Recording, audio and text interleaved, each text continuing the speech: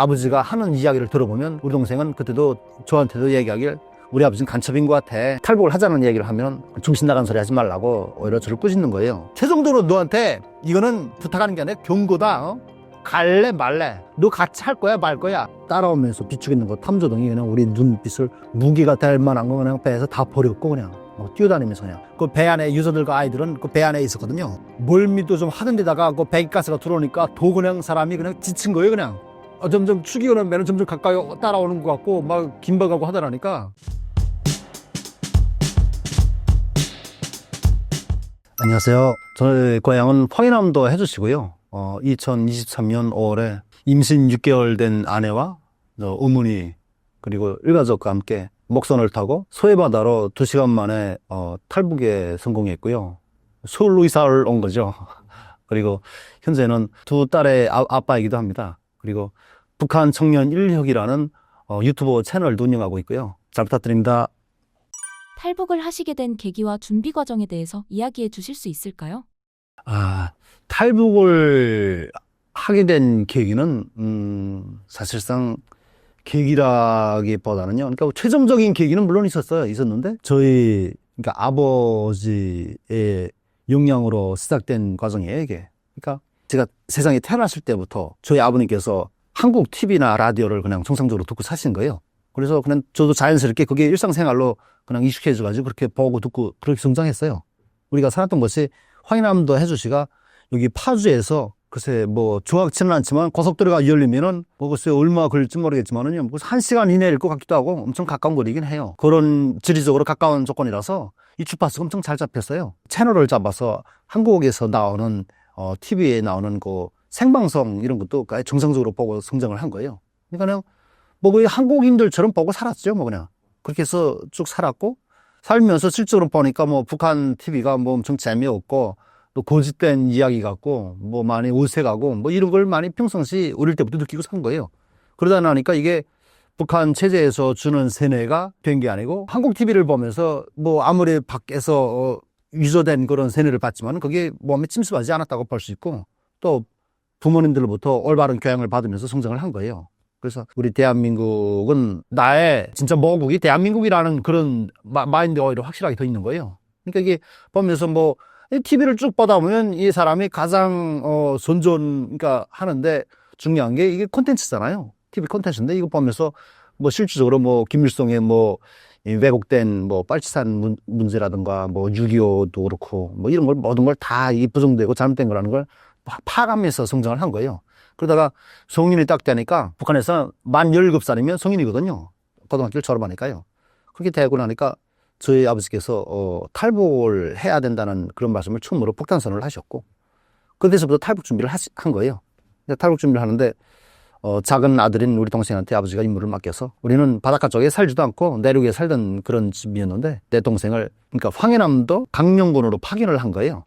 그러니까 강령군이 그 연평도 바로 앞에 있는 그 위치였거든요. 그러니까 그 이전에 그 연평도에 포사격을 했었잖아요. 북한 애들이. 그때 그 포사격을 했던 그 동네이기도 해요. 거기가. 그러니까 거기가 황해남도 강령군 평화수산이라는 것인 거예요. 그러니까 거기로 우리 동생을 배치를 한 거예요. 배치를 하면서 아버지가 네가 여기서 바다에 사나이가 되도록 준비를 해라 이런 임무를 주셨고 은인자 중에서 일을 잘해서 당에 충성하는 듯한 모습을 보여라. 그리고 여기서 그냥 눈 감고 또 그냥 이 바다의 물때 흐름을 잘 파악할 수 있을 만큼이고 또 주위의 치안이나 이런 거를 다 알 만큼 준비를 잘 해라. 잘 됐다고 생각될 때 연락을 하면 타이밍 좋을 때 아버지, 엄마, 형, 우리 네 식구만 나간다. 탈북을 한다. 이런 말씀을 하셨고요. 그리고 뱃일을 동생이 배우고 있어 해서 나중에 뭐 저희 어머님이 또 저희 동생 배도 사주셨고요.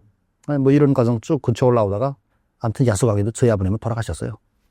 돌아가셨고 저희 아버님이 돌아가신 데는 뭐 절명을 다 못 살고 가셨다고 봐야 되거든요. 그래서 저희 아버님께서 50대에 돌아가시는데 아무튼 아버님께서 돌아가시고 나서 그 이후에도 탈북을 해야겠다라는 생각을 마음속에는 있었지만은 정작 탈북을 하려면은 탈북을 하는데 필요한 열쇠고리는 우리 동생이 쥐고 있은 셈이거든요. 왜냐면 나는 바닷가 사람도 아니고 배를 가지고 있는 사람도 아니에요. 하지만 동생은 이미 전부터 거의 10년 가까이 거의 10수년 정도를 그 바다에서 살았고 또 바다에서 살면서 뭐 물론 주변에 그 권력을 하는 간부들이나 치안 상태나 그리고 바다의 물때 흐름이나 이런 거를 100% 배워서 파악을 한 상태이고 또 어머님이 사준 배를 가지고 있는 상태고 그러니까 손장인 거예요.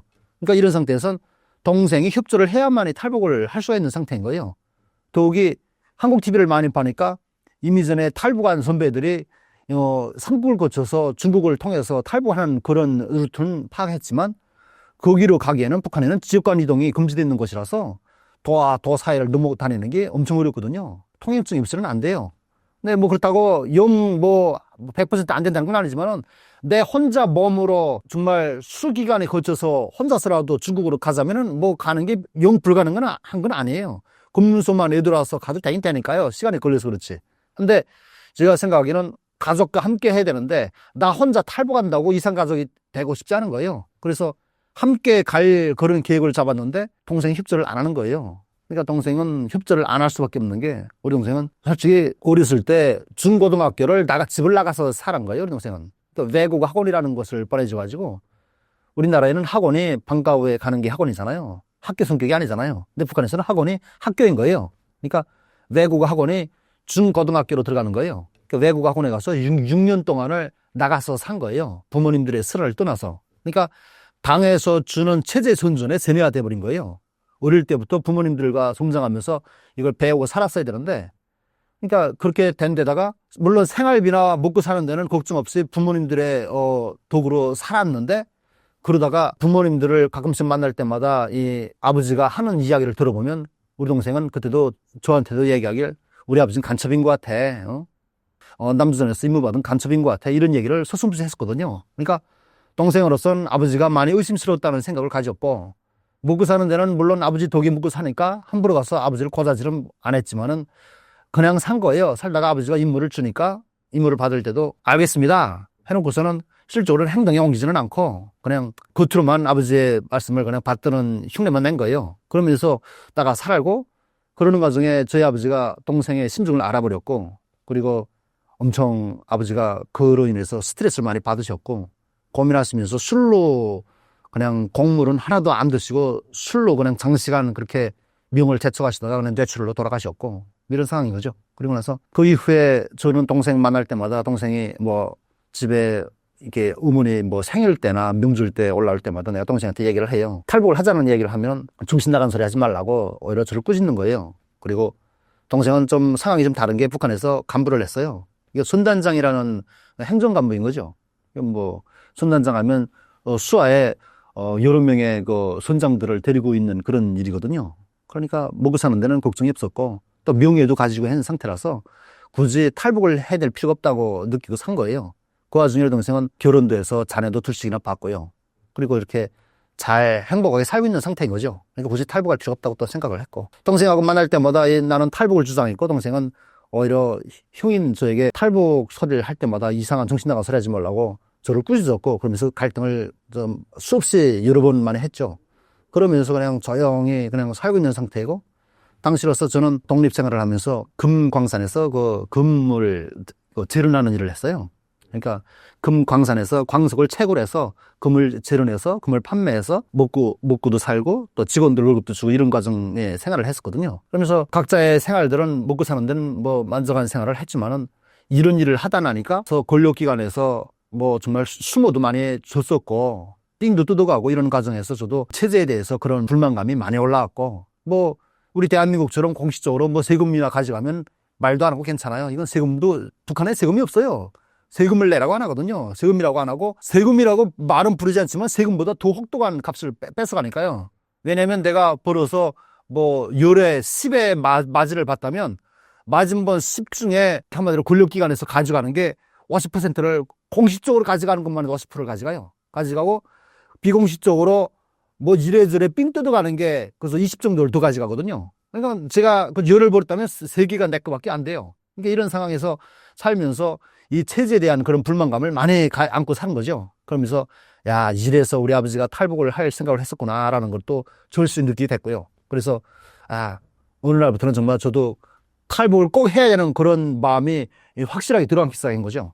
그러다가 야, 안 되겠다. 동생을 믿고서 탈북을 하려고 하다간 이것저것 안 되겠다. 내 방식대로 난 탈북을 하자. 이런 마음 먹고 우리 어머니만이라도 내 모시고 탈북을 하리라. 이런 생각을 가진 거예요. 그리고 나서 표출하지 않고 우리 동생이 눈치 못 채게 야, 육지에서 내가 하고 있는 일이 잘 안 된다. 하고 실질적으로 제가 하던 그 금 사업이 망했거든요. 망해서 그 북한에 당시에 뭐 300율돌 상무라는 게 생겨가지고서 얘들이 단속해가지고서 내가 그 노동력 착취죄에 걸린 거예요. 노동력 착취죄라는 게 국가에서 공식적으로 인정해준 그런 사업자 등록이 아닌 거예요, 이게. 국가에서 개인들한테 사업자 등록을 해주질 않아요. 그건 법이 그렇게 돼 있지 않으니까요, 북한은. 그러니까 내가 개인들을 뭐 데리고서 일을 했다면 그 사람들의 노동력을 내 착취했다는 거예요. 그러니까 사회주의 hun법에가 걸린다는 거예요. 그래가지고 하던 사업장 다 뺏기고 그리고 나서 또 2차 돈을 한마디로 빚을 줘가지고서 시작을 했지만은 잘 안 돼가지고서 그냥 망해가지고 빚도 메올라 앉고 그냥 하던 사업이 쫄딱 망인 거예요.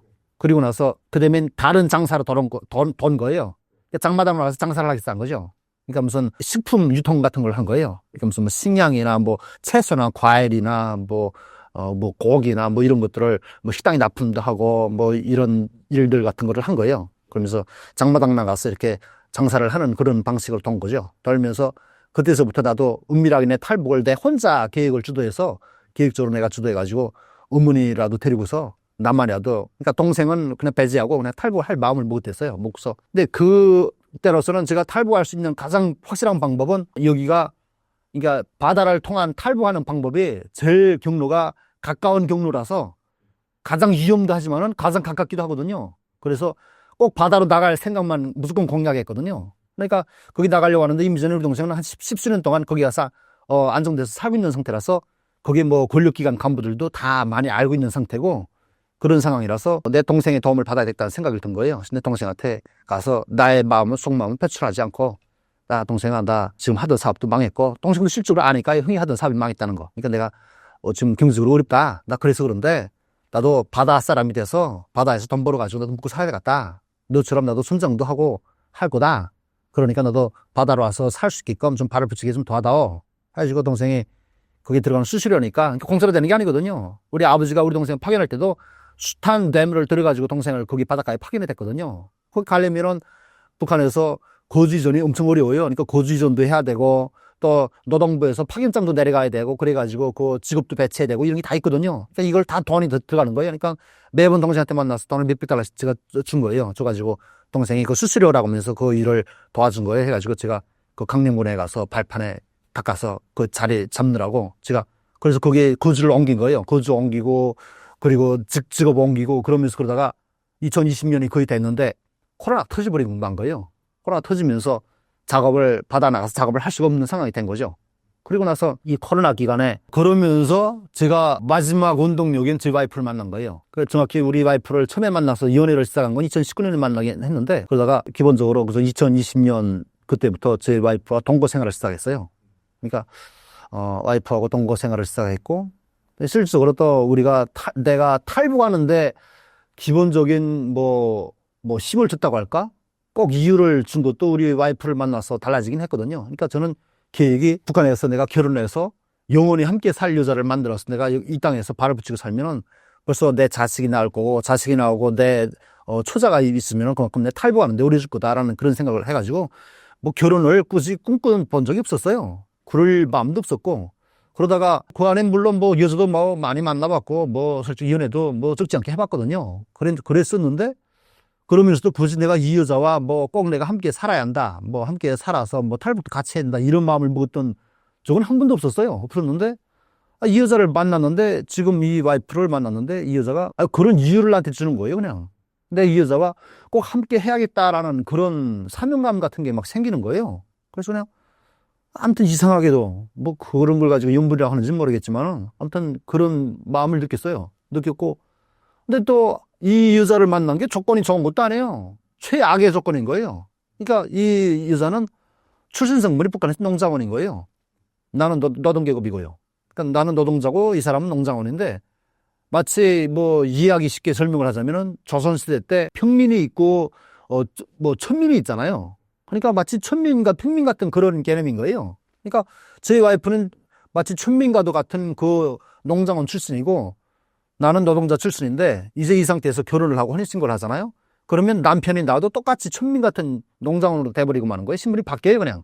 바뀌고 북한에 그 법이 그렇게 돼 있어요. 바뀌고 내 자손들이 그냥 자자손손 농장으로 살아야 돼요. 뭐 어디 내가 뭐 거주전도 마음대로 할 수가 없고 뭐 어디론가 내가 뭐 직업을 바꿔서 뭔가를 할 수도 없고 계속해서 농장으로 살아야 돼요. 농장원이라는 게 우리나라의 농민들처럼 나가서 북한은 기계화도 되지 않거든요. 전부 수동으로 일을 하는데 그래서 논에 들어가서 뭐 꼰짜야 되고 김매기 호미질해서 김매기야 되고 땅 일구고 농사 지어야 되고 엄청 허리 아프고 팔다리 아프고 일을 하고 개고생활해서 일을 하지만은 종자 먹고 사는 건 제일 가난하게 살 수밖에 없고 제일 많이 한 해 굶어 죽는 사람이 제일 많이 굶어 죽는 것도 농장원이고 농사를 직접 자기 손으로 짓지만 그러니까 이게 농장원 신분은 항상 비천할 수밖에 없고 제일 가난하게 살고 사람값에 못 가는 게 농장원인 거예요. 어디 가서 사람들끼리 어디 친구들 모여 앉아도 출신성분이 뭐냐고 물어볼 때 내가 농장원이라도 나 농장원이야 뚜뚜하게 말을 못해요. 너무 부끄러운 신분이라서 내 신분을 숨기고 나 어디 노동자라고 거짓말을 할 만큼 농장원 하면 그랬어 그냥 콧방구를 바로 끼워버려요 그냥. 그렇게 농장원이라는 신분은 제일 최하위 계층인 거예요. 근데 그런 신분의 여자인 거예요. 이렇게 만났으니까 제가 이 여자의 신분 세탁을 한 이후에 혼인신고도 하고 결혼식도 하고 살 마음이었던 거예요. 그래서 이 여자랑 그냥 그렇게 동거 생활로, 동거를 할 수밖에 없는 게 저희 어머니나 그리고 장인 장모님도 엄청나게 반대를 했고, 출생물이 다르니까 니들은 안 된다, 맞지 않는다, 그만둬라, 시작도 하지 마라, 그러면서 엄청 반대를 한 거예요. 그런 상태에서 저희 와이프가 가출됐고, 그리고 가출한 와이프를 제가 정식적으로 또 우리 집에 데리고 들어올 수도 없는 상황이라서 저희 엄마가 엄청 반대하니까, 그래서 뭐 저도 그냥 나가서 그냥 독립적으로 그냥 또 이렇게 동거 월세집 구해가지고 동거를 산 거예요.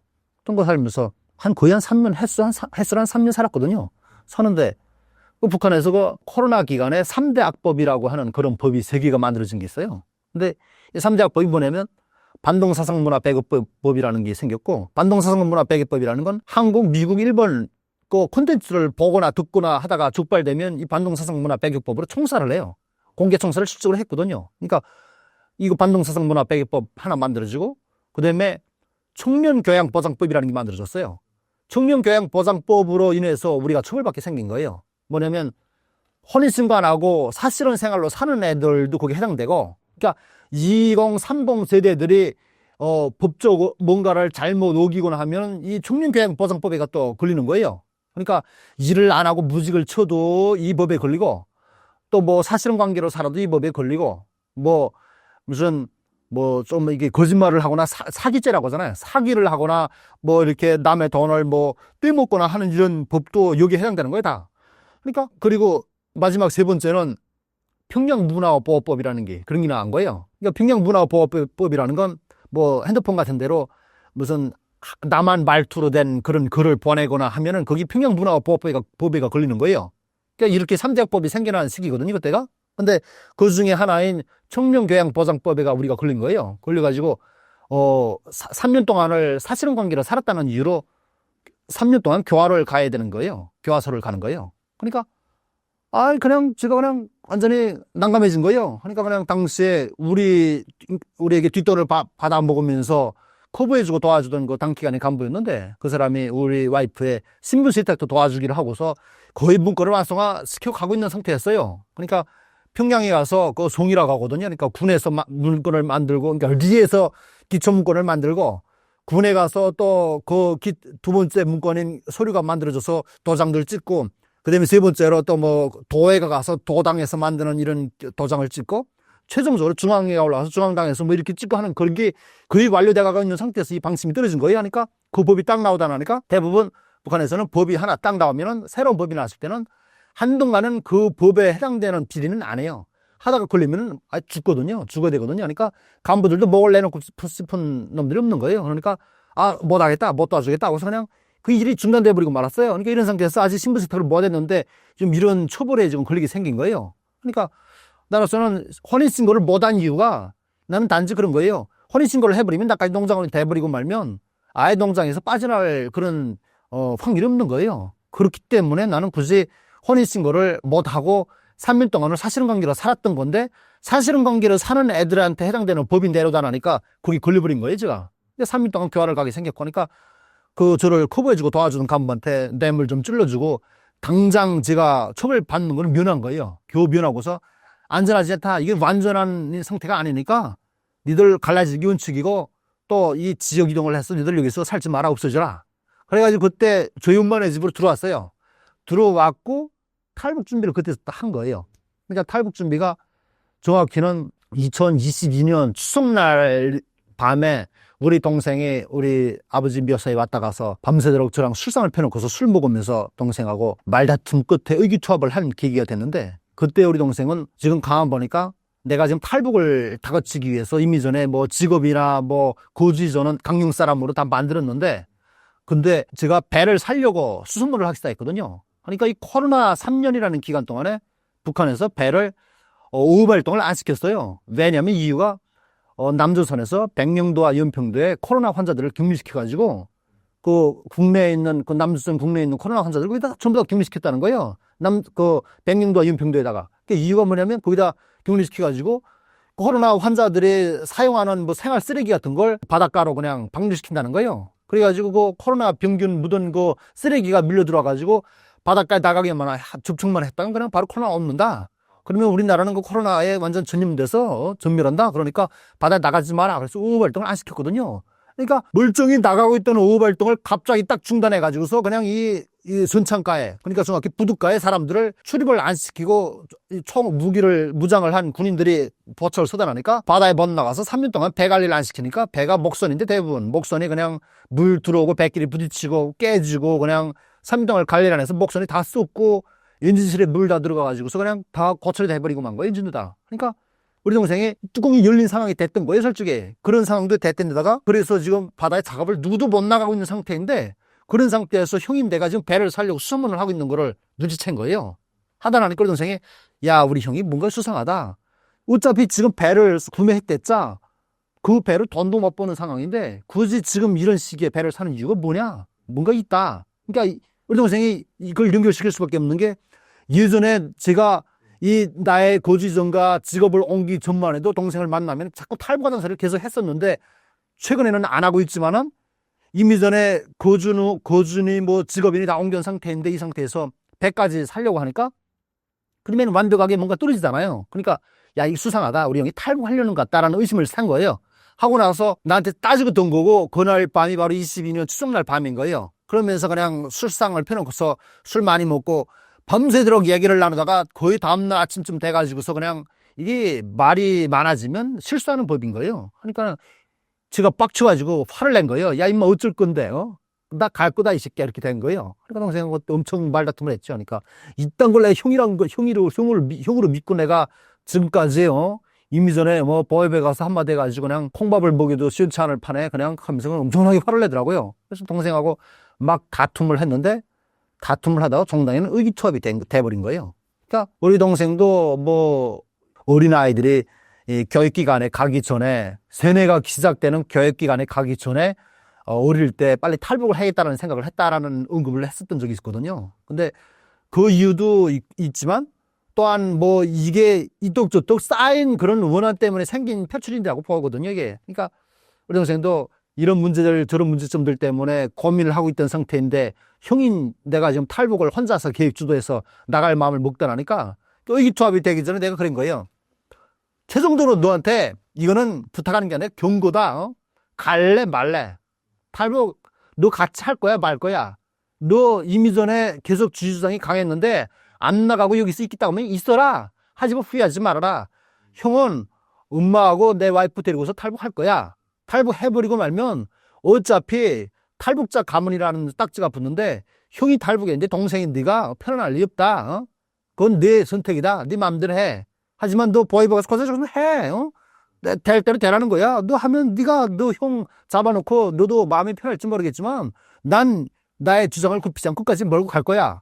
그러면서 제가 얘기했죠. 그러다가 동생을 설득한 거예요. 그 동생이 많이 고민을 하더니 그때는 별로 그렇게 큰 결정적인 답을 안 했어요. 안 하고서 고민을 좀 하더라고요. 고민하더니 좀 생각을 좀 해보자라는 얘기를 하고서 갔죠. 가고서 나중에 한참 쓱 지나가지고서 나한테 형 그때 얘기했던 거 있지? 우리 가자. 뭐 그러더라고요. 그래서 뭐 그때 얘기했던 게 뭔데? 그랬더니 아니, 형 그렇게 가고 싶어 하던 거 있잖아. 이런 얘기 하더라고요. 그래서, 아, 그거? 하니까, 이게 좀, 전화상으로 지금 얘기를 하다 나니까, 아, 그거? 하니까, 아, 그렇다는 거예요. 엄청 얼마나 반가운지, 좋았어, 아가, 가는 거야. 이렇게 된 거예요. 우리 동생이 이 언급하는 부분도 우리 동생이 그 유미카에 가서 이야기를 나눌 때, 형이 나를 설득했고, 그리고 나서 그 문제를 고민하다가서 내가 형한테 답변을 주니까 형이 오케이 하는 그런 장면이 나왔다는 얘기를 우리 동생이 거기서 언급하는 장면도 나와요. 그러니까 아무튼 이렇게 돼가지고 동생이 의기투합이 된 거예요. 그래서 자, 이젠 준비하자 해가지고 하루 동생이 우리 집에 올라온 거예요. 우리 어머님의 집에 온 거예요. 와서 모여 앉아가지고 동생하고 그냥 술독구문을 했죠, 그냥. 그러니까 동생이 얘기하더라고요. 이 3년 동안 배 관리를 안 시키다 나니까 배가 망가져가지고 못 쓰게 됐다. 말이 배지. 이거는 형체만 남아있는 상태지. 가동을 못 한다. 엔진도 다 썩었고, 다 고장나고, 목선도 그냥 다 뚫려서 그냥 장난 아니다.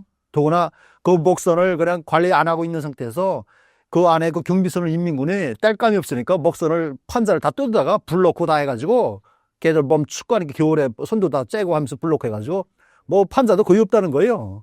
말이 배지 한심한 거예요, 그냥. 근데 거기 안에 나도 먹고 사느라고 뭐 벌어놓은 돈 다 먹고 살고 해서 경제적으로 많이 어렵다. 그래서 말인데 이 배를 살려야 되는데 배를 살릴 잠재력이 안 된다. 그러니까 형이 지금 새로운 배를 살려고 그러니까 저는 탄알이 준비된 상태거든요. 이미 전에 탈북을 할 마음을 먹다 나니까 그 탄알이라는 게 돈을 의미하는 건데 그러니까 탄알이 준비되어 있는 상태고 하니까 그 돈으로 새로운 배를 사기보다는 새로운 배를 샀댔자 의심받지 않냐. 형이 뱃사람다는데 갑자기 배를 사서 의심받을 일 뭐가 있냐. 그러니까 내 배를 살리자. 그러니까 내 배를 수리하는 명목으로 이거를 고치고 말자. 이렇게 된 거예요. 그래가지고서 형은 경제적인 부분을 담당해라.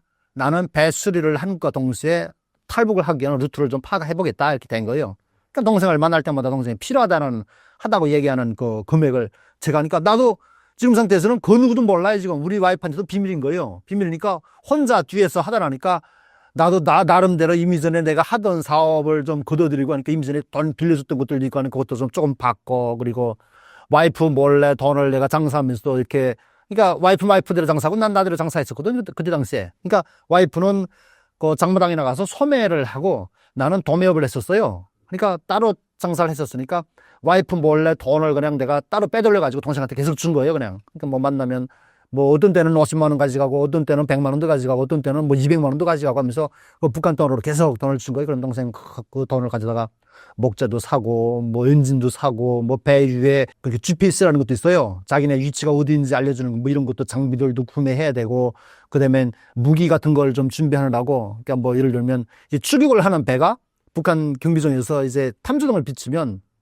그 탐조등 초점이 나한테 왔을 때 내가 마주 대응할 수 있는 탐조등이 있어야 된다 이런 얘기를 하더라고 동생이. 그러니까 동생이 이런 걸 구상했고 나는 거기에 대한 이거 후를 해준 거예요. 그러니까 동생이 얘기하길래 이거는 당시 그 중국산 그 탐조등을 샀어요. 그러니까 경비정에서 쓰는 탐조등보다 광도가 더 밝고 빛이 더 멀리 나가는 그런 탐조등을 구매했거든요. 근데 그 탐조등을 살 때도 한 $150 들었을 거예요. 그러니까 북한에서 $150는 무슨 큰 돈이었죠, 아무튼. 그러니까 뭐 이런 것도 구매했고, 그 외에 뭐 칼 같은 것들도 북한에서 쓰는 가정용 식칼들도 거의 등록되어 있는 수준이라서 그냥 이 칼도 금 같은 거 이게 금 수준인 거죠. 뭐 칼날 기만 해도 한 50cm 정도 되는 그런 큰 칼 이런 것들도 제가 따로 대장쟁이들한테 돈을 뒷돈 좀 줘가지고 좀 더블로 줘가지고서 이렇게 따로 준비해갖고 그런 것도 칼도 몇 개 준비하고 뭐 이러저러한 그런 계획을 많이 잡아가지고 그런 부분적인 거 제가 다 했어요. 하고 동생은 한쪽으로 준비해온 그 목재 가지고 배 수리하고 엔진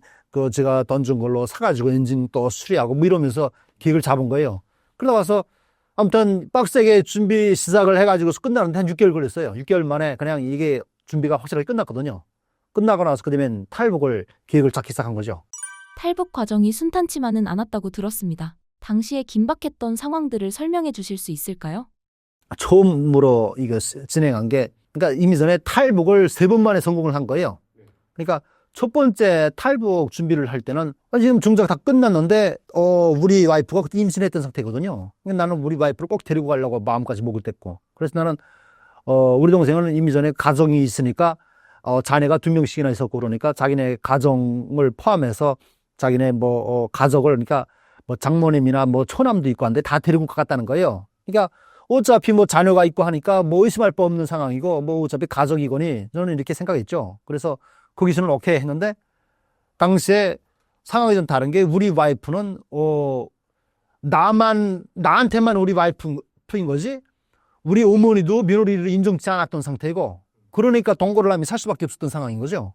그리고 그냥 며느리 인정치 않으니까 저희 엄마가 엄청 머질게 굴고 그냥 며느리한테 당장 네 집으로 가라고 쫓아내려고 어머니가 엄청 머질게 놀았댔거든요. 그러니까 어머니도 시어머니인 어머니도 며느리 인정치 않고 있는 상태였고 우리 동생인 그러니까 도련님이잖아요. 우리 와이프한테는. 그러니까 우리 동생도 형수님을 인정치 않고 있는 상태인 거예요. 그러니까 이게 우리 가정에서는 우리 와이프는 남인 것처럼 취급을 받고 있는 상태인 거예요. 우리 와이프 그때 마음고생 많이 한 거죠. 그러니까 이런 상태인데 내가 탈북을 할 때 나는 우리 와이프를 데리고 나갈 마음이니까 우리 동생이 결석 반대를 하는 거예요, 그냥. 왜냐면 더군다나 우리 와이프의 가정은 어떤 환경이냐면 농장원이고 또 부모님들이 굉장히 거짓이에요.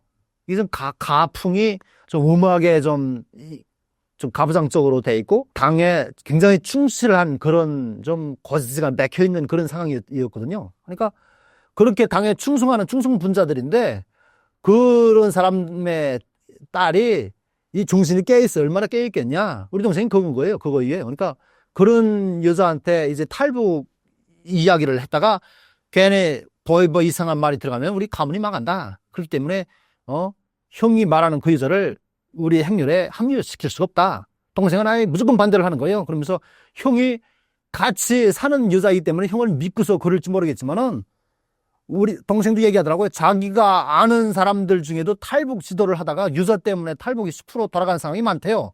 그러면서 그런데 그 여자 마음을 어떻게 믿냐? 뭐가 증빙될 게 있어서. 현재로서는 그 여자가 형수라는 근거가 하나도 없다. 형수님이라는 근거가 뭐가 있냐?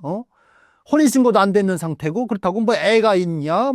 임신했다 얘기하니까 임신한 게 무슨 중요하냐? 아무튼 동생이 엄청 화를 내는 거예요. 그러니까 동생은 언쟁을 하고 하다가서 끝내 우리 와이프를 그 대회에 합류시키는 걸 못했어요. 실패했어요.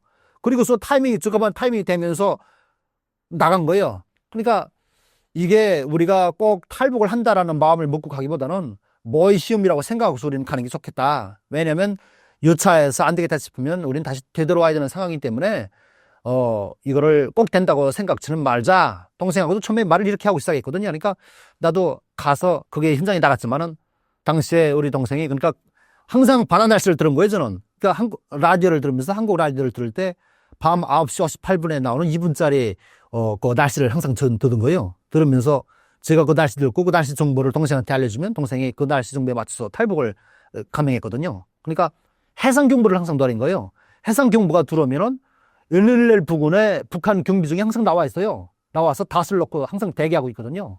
그러니까 마치 괴뢰군들이 침범하는 걸 막는다고 그러면서 나가 있지만은 국군을 가지고 가리키는 말인 영어인 거예요. 북한에서 괴뢰군이라고 표현하거든요. 근데 그러니까 얘네가 항상 나가 있다가 출소하는 시간에 언제 출소하냐면 해상 경보가 들어오면 파도가 높잖아요. 그러니까 지들도 위험하니까 그때 내륙으로 들어오는 거예요. 출소해서 부둣가에 중박하고 있다가 해상 경보가 끝나면 다시 또 나가요. 그러니까 우리는 해상 경보가 끝나가는 날 밤에 행동을 개시하는 거예요, 매번. 그러니까 그래서 동생한테 그걸 제가 전화상으로 암호화된 얘기를 나누고서 그리고서 나가면은 우리는 그 배를 타고 나가서 준비하는 거예요. 근데 해상 경보 날이라서 파도가 높았거든요. 근데 그런 날 첫 번째 일을 감행할 때는 우리 동생이 우리 동생이 초남인 거예요. 우리 동생 그 와이프의 남동생. 그러니까 초남에게 이 일을 얘기를 안 했어요. 탈북한다는 얘기를 안 하고 설득을 안 하고서 불법 조업 나가려고 그런다. 그러니까 밤에 야간 조업으로 나가서 바닷일을 하려고 그러니까 배를 빼놔라. 그러니까 쏠물 때 나간 거예요. 그러니까 쏠물 때 물이 빠지니까 물에 배가 또 있을 수 있게끔 배를 뽑아놔라 이 뜻인 거예요. 근데 배들이 그냥 그 부둣가니까 그냥 수많은 배들이 거기 중박돼 있거든요. 그러니까 그 배들을 헤치고서 이렇게 쭉 나가고 하려면은 최소 2명은 필요해야 되거든요. 한 사람은 배 운전을 하고 한 사람은 그 앞에서 무슨 삿대 같은 걸로 이렇게 밀어가지고 배들을 밀어버리고서 이렇게 뱃머리를 헤치고서 이렇게 나가야 돼요. 그러니까 그래야 되는데 더구나 초남의 의지가 지금 아니 매형 지금 오늘 같이 이게 파도가 높은 날 무슨 우업을 합니까?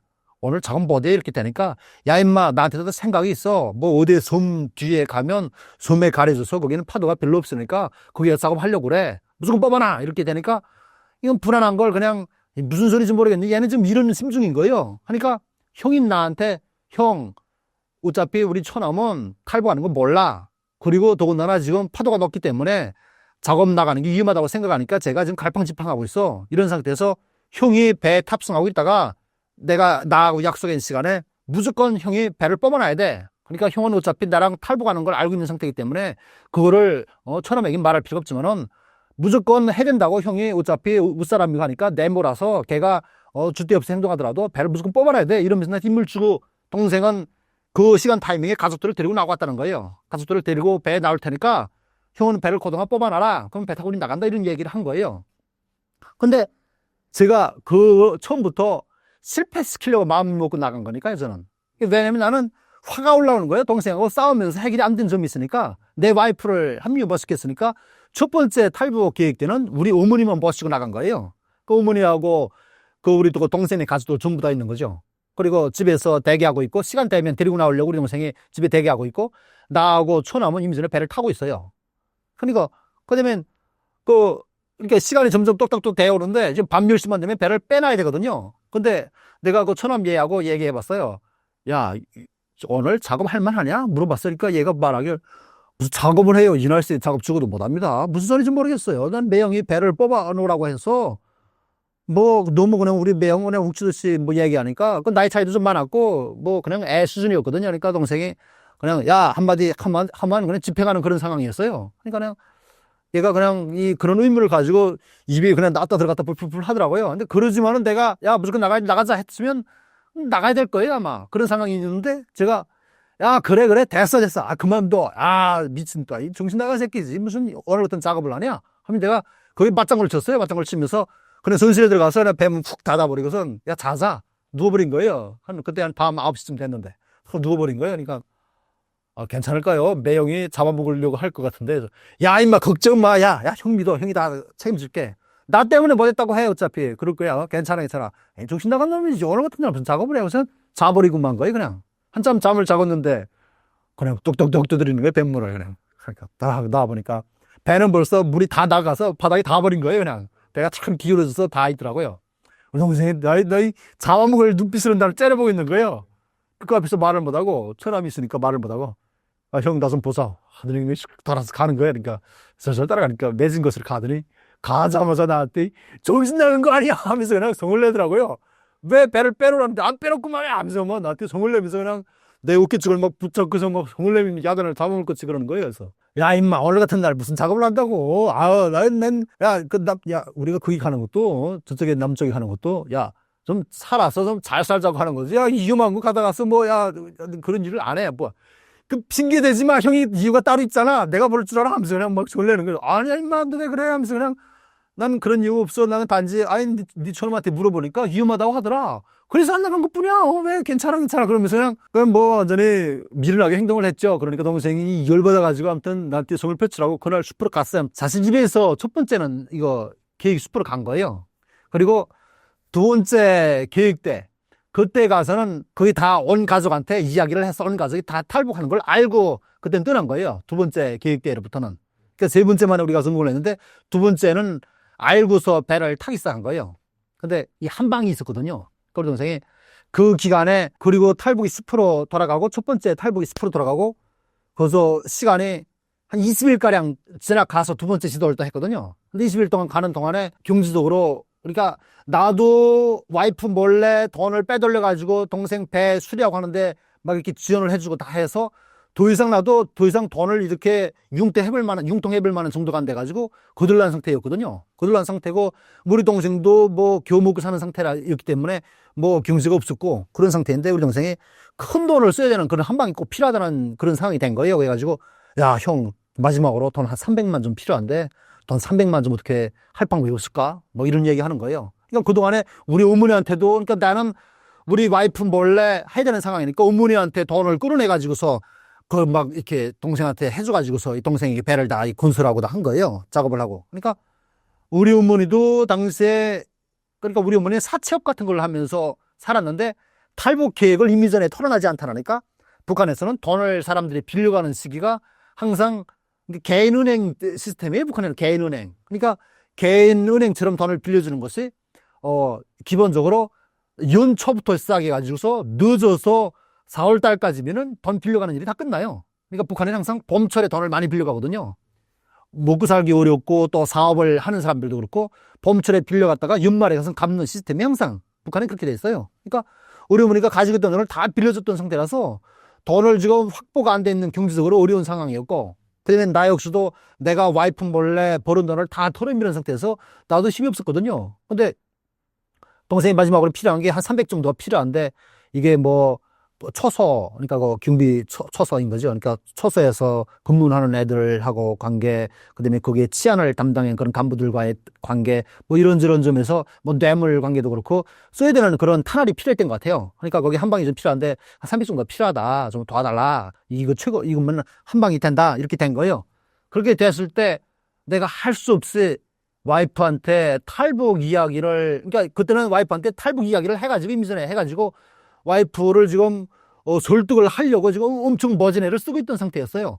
그런 상태였는데 우리 동생이 한 방이 필요해서 한 300 정도 필요하다고 얘기하다라니까 그 얘기도 내가 고민하고 있던 문제도 얘기했고요. 그러니까 좀 감동받은 부분인데 우리 와이프가 그때 우리 그 동생한테 다련님 이거 내가 한마디로 벌어서 싹 가지고, 그러니까 한마디로 돈을 저축해놨던 돈인데 이거 쓰시라 하면서 우리 동생한테 우리 와이프가 300을 내놓은 거예요. 그러니까 우리 동생이 아유 우리 형수님 이렇게 돼버리고만 거예요. 그냥 그때 그 계기에. 그러니까 아유 이거 형수님 덕분에 이거 필요하던 완전히 요긴한 그 한 방에 해결된 거예요. 그냥 우리 동생이 야 이거 형수님을 믿어도 되겠구나 이렇게 된 거예요. 그냥 돼가지고선 이 뭐니 해도 물질적인 그 변화가 많이 오더라고요. 그렇게 돼가지고 아 형수님도 함께 합시다라는 그 명분이 서버리고만 거예요.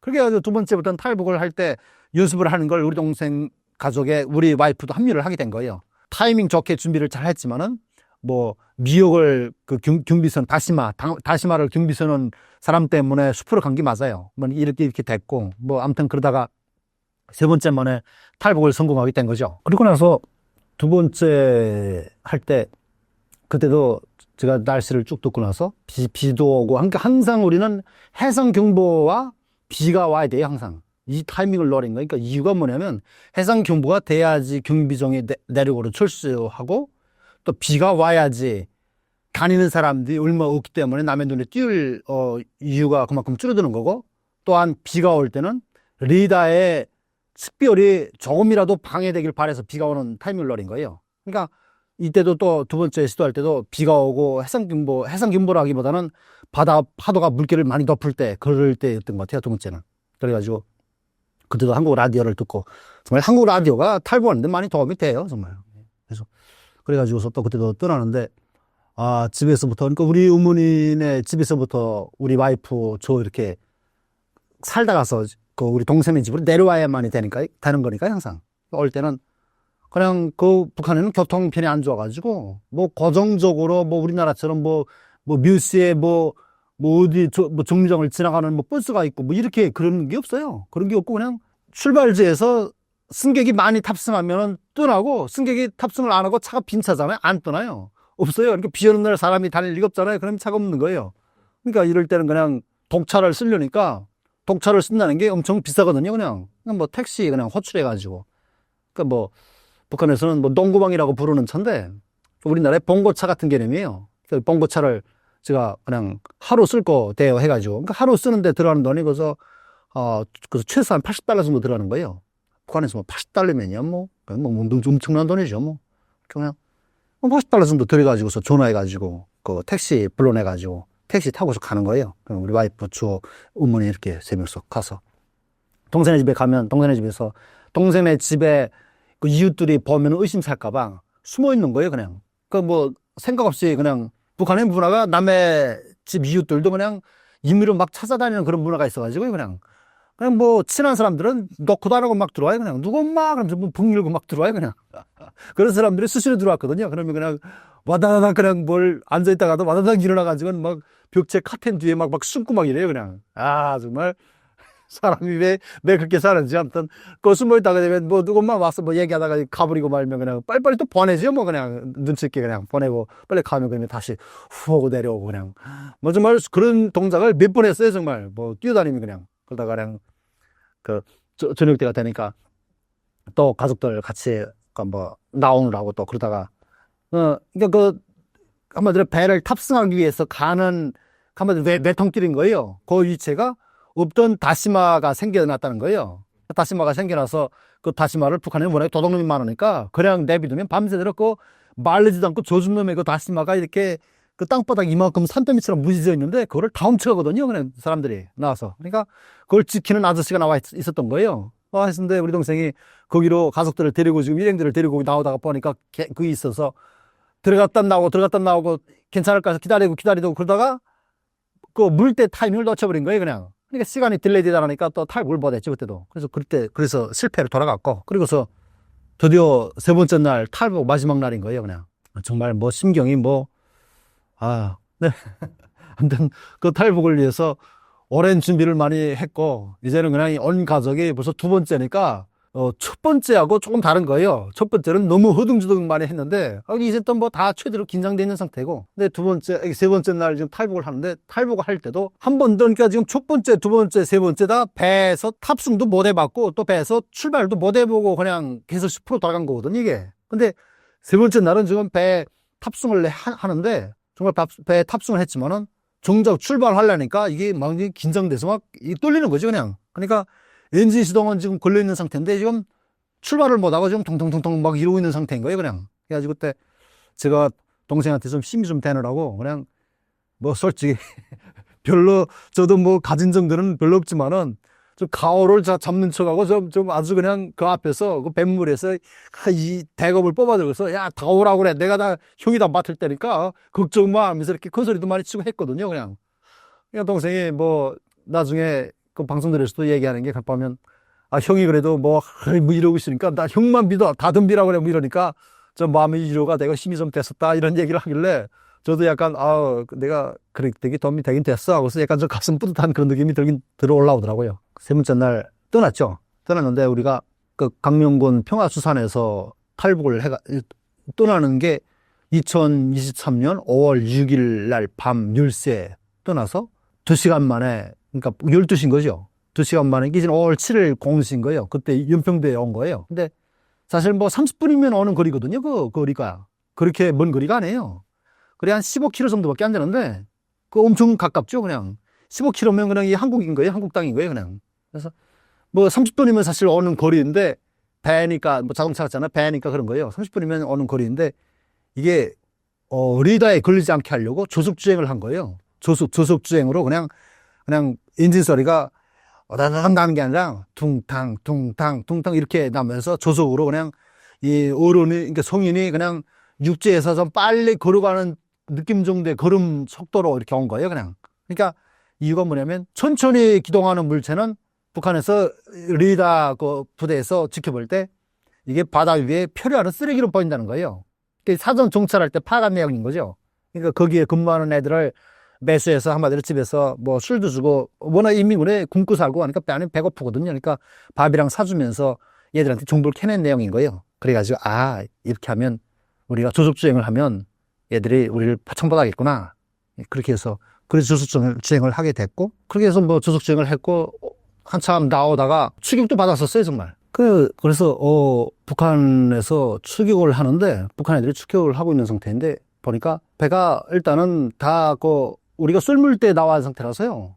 그 바닥에 닿아버렸을 건 분명한데 따라올 만한 배가 없었거든요. 근데 생각을 해보니까 얘네가 무슨 뭐 군함이나 무슨 뭐 단속종이나 이런 개념이 아니고요. 우리가 타고 있는 듯한 그런 의민들의 그런 목선 같은 개념이더라고요. 그러니까 왜 그렇게 생각하냐면 속도가 우리 배만큼의 속도에서 더 안 나오더라고요, 그냥. 근데 분명한 건 걔네가 따라오면서 비추고 있는 거, 탐조등이 그냥 우리 눈을 막 어두둑 하면서 우리 얼굴로 비추고 막 이랬거든요. 그래가지고 무기가 될 만한 거 그냥 배에서 다 버렸고 그냥 막 뛰어다니면서 그냥 뭐 배에서 당에다 집어 던졌어요, 그냥 밖으로. 그래서 그냥 배 무게를 들어서 이 속도가 안 나가게 하려고. 그냥 그때 뭐 그렇게 된 상황이고, 우리 어머니가 그때 그 일을 겪고 나서 두고두고 지금도 말씀을 하시거든요. 그러니까 지금 배 안에서 지금 무기가 나가는 건 전부 다 버리고 있는 상태인데, 지금 뛰어들어가서 막 뭔가를 다 버리고 하니까 여자들은 지금 그 배 안에, 여자들과 아이들은 그 배 안에 있었거든요. 배 안에 있는데 너무 배가 그냥 급박하니까 속도를 우리가 고속주행을 놓고서 그냥 막 달리니까 그 마우라에서 나오는 그 배기가스가 그 배 안으로 들어간 거예요. 순실로 들어가니까 그 배기가스 때문에 그 여자들하고 아이들이 멀미도 좀 하는 데다가 그 배기가스가 들어오니까 도 그냥 사람이 그냥 지친 거예요. 그냥 매연이 안으로 들어가니까 막 공기가 나쁘잖아요. 그러니까 두 사람들이 이렇게 오린 것 같아요. 그러니까 내가 딱 들어가 보니까 상태들이 막 심각한 거예요. 그냥 막 그냥 이렇게 그 배 안에 손실에도 그 실내처럼 이렇게 그 5톤급짜리 배였으니까요. 배가 좀 컸어요. 5톤급이니까 길이가 한 10m 정도 되고 폭이 그 중앙폭은 한 3m 정도 됐거든요. 그러니까 이게 배가 좀 크고 했으니까 안에 손실은 사람이 한 5명 가량 정도는 들어가서 잠을 잘 수 있을 만한 그런 공간이 있었어요. 근데 거기에 그냥 막 구토를 해가지고요. 막 개워가지고 그 엄청나게 막 이렇게 벌어나간 상태고 그 안에서 막 다 이렇게 중심도 못 잡고 이렇게 쓰러져가지고 뭐 이러고 있는 거예요, 저들이 다들. 그러니까 막 그러고 있는데 점점 축이 오면 점점 가까이 따라오는 것 같고 막 긴박하고 하더라니까. 그러니까 원래 계획은 이미 전부터 계획을 잡긴 잡았었지만 만약 경우 추격을 받을 때 우리가 어느 정도 거리까지 나갔는데 추격을 받아 그래서 안 되겠다, 더 이상 안 되겠다 싶으면 구명조끼를 입고 1인당 수중전지 하나씩 들고, 그러니까 물이 들어가도 이거 물이 들어가지 않는 그런 전지, 그러니까 프레시 라이트 프레시 그 깜빡깜빡하는 그 구조 신호 보내는 그 프레시인 거예요. 그러니까 그걸 하나씩 들고 구명조끼 입은 상태에서 물로 들어간다. 물로 떨어져서 근데 물살이 우리가 항상 노린 게 살이 빠를 때 행동을 했거든요. 그날도 살이 빠리여가지고 살이빨이 남쪽 방향으로 물살이 막 세게 밀어주는 날이었어요. 그러니까 우리가 에너지 근방까지 거의 나간 상태에서 추격을 받아서 붙잡히게 생겼다 그러면 물로 뛰어들어가지고서 어느 정도 안전거리까지 가서 이 구조 신호 보내는 이거 프레시를 켜고 그리고 그 또 있잖아요. 몸은 어차피. 그러면 남쪽으로 흘러 내려가고 있는 상태면 그러면 해경을 볼 수도 있고 뭐 해북을 만날 수도 있고 그러면은 구조된다. 이런 계산이었어요. 그러니까 그랬는데 지금 막 긴박한 상태였는데 딱 들어와 보니까 지금 막 여자들이 막 이러고 있는데 제가 막 급하게 해가지고 구명조끼 빨리 입어, 구명조끼 입어 하면서 소리 지르는데 뭐 들었는지 말았는지 그냥 이러고 있는 거예요. 그냥 멀미에 하는 데다가 공기도 막 안 좋지 그러니까 막 이러고 있는 거예요. 그냥 와, 막 긴박한 상태였어요. 아무튼 그러니까는 제가 그 구명조끼 담겨 있는 그 마대를 그 칼로 자르고선 그다음에 그걸 팍 쏟았어요. 쏟으니까 구명조끼가 와라락 쏟아져 나왔어. 쏟아져 나오니까 이거 빨리 하나씩 입어 그러면서 그 하나씩 그 여자들한테 막 다 던져준 거예요. 막 이렇게 쫙 던져줬는데 뭐 주워 입을 생각도 안 하고 그냥 다들 이러고 있는 거예요. 그냥 막 구토를 막 하고 막 이게 막 발리고 엄청나게 이렇게 있는 거예요. 다들. 그래서 그때 그냥 그러니까 나는 왠지 다른 사람들은 잘 몰라도 우리 와이프는 당시 임신 6개월인 상태였거든요. 그러니까 임신도 한 데다가 그다음에 또 다른 사람들은 바다를 다 경험해 본 사람들인데 우리 와이프는 바다에 한 번도 나와본 적이 없는 사람이거든요. 배를 한 번도 타본 적이 없다니까요. 바다를 구경도 못 했대요. 내륙에 살았고 북한이 워낙에 또 이동의 자유가 없다니까 뭐 우리나라 사람들처럼 바다 구경도 가고 그런 게 안 돼 있어요. 그러니까 내륙에서만 살면서 언제 바다라는 거 한 번도 구경도 못 해보고 배도 한 번도 못 타봤는데 우리 동생네 가족들은 그 바닷가 사람들이니까 임전에 배를 많이 타본 사람들이고 배에 대한 경험이 있고 또 우리 어머니도 내륙 쪽에 살긴 했지만은 또 우리 어머니 같은 케이스만 해도 좀 워낙에 가정적으로 부유하게 살았고 우리 아버지 자체가 좀 경제적인 능력이 있다니까 종종 바닷가에 데리고 나가서 배도 타고 이렇게 유람 같은 것도 하면서 이렇게 바다 접촉을 좀 했던 경험이 있는 거예요. 우리 어머니도. 그러니까 그만하면 바다를 다 경험했는데 우리 와이프는 바다를 한 번도 구경 못 해본 여자인 거예요. 거기다 임신 6개월까지 했자니까 내가 좀 걱정스러운 마음에 그래서 더 난 그런 걱정에 우리 와이프를 그냥 그러니까 뭔가를 못하고 다들 이렇게 그냥 녹초가 돼가지고 쓰러져 있는 거예요. 이 여자들이 전부 다. 그러니까 그냥 우리 와이프를 그냥 일껏 세워가지고서 우리 와이프한테 그냥 거의 시체처럼 행동하는데 거기다 막 구명조끼를 입힌 거예요. 강제로 막 입히고 막 채워주고 막 이러고 막 한 거예요. 그냥. 그러니까 나는 나의 행동이 뭐 잘하는지 못하는지 나는 나름대로 우리 와이프가 제일 걱정되는 부분이라서 약한 거리라고 생각돼서 막 그렇게 행동을 했거든요. 근데 조사기관에서 조사 받을 때도 그 조사관 그 담당자 선생님들이 들어와서 국정원에서 그 조사 받을 때 기근이 나고 묻는 거예요. 그래서 내가 선생님 왜 웃으세요? 그러니까 이력서에 엄청난 큰 실수를 했더만 보니까 뭐 이러더라고요. 그래서 지금 무슨 실수를 했는데 그러니까 아니 어머님이 대노하셨어. 대노하실 만은 했겠어. 아니 내가 부모라도 그랬겠다. 이력시 큰 실수했지 뭐 이러는 거예요. 그래서 뭐 때문에 그러시는데요? 근데 아니 내가 느끼에도 그때 그렇게 들어왔잖아요. 나중에도 저희 엄마가 엄청나게 삐져 있는 거예요. 말도 안 하고. 그래서 이상하다. 왜 그러지? 이상하다. 이게 중동 고향을 버리고 이게 한국에 왔으니까 아무래도 그런 마음 때문에 이게 정신적으로 충격을 받아서 그러나 이런 생각만 했었거든요. 근데 아니, 엄마가 지금 죽일 놈의 새끼, 사람 새끼 아니라고. 아니, 가만 보니까 지금 정신은 멀쩡한데, 몸이 말 안 들어서 멀쩡한데, 눈을 뜨고 가만 보려니까, 제 옆은 데만 가지고, 뭐, 이렇게 군중적으로 입혀주고 하더라는 거예요. 그래서, 나도 입혀주고 갔나? 저거 입혀주고, 나도 이제 해주고 갔나? 했는데, 재미있는 해주고서 지금 나가버리고 말더라는 거예요. 그러니까, 아이고, 저거 아들놈의 새끼 키워놔야 무슨 필요했어. 아이고, 하면서 엄마가 엄청 거의 손했다는 거예요. 그 얘기를 두고두고 하시는 거예요. 그래서, 아유, 그 다음엔 조금 돌이켜보니까, 야, 이거 내가 좀 잘못됐구나. 기왕이면 좀 이렇게 더 했어야 될 걸. 내가 좀, 예민하게 싱글머스구나. 이런 생각이 좀 미안한 감이 약간 드는 거예요. 지금도 두고두고 그냥, 야, 이 나쁜 새끼, 무슨 새끼 하면 막 욕을 하는 거예요, 그냥. 그 옛날 얘기가 나오면 가끔씩. 그러면 제가, 아니, 엄마, 그때 사실 뭐, 우리 와이프가 뭐, 알잖아. 그 임신다고 뭐 이러면 얘기하면, 야, 시끄러워, 이 새끼 하면서 막 속을 내는 거예요, 엄마가 막 그냥.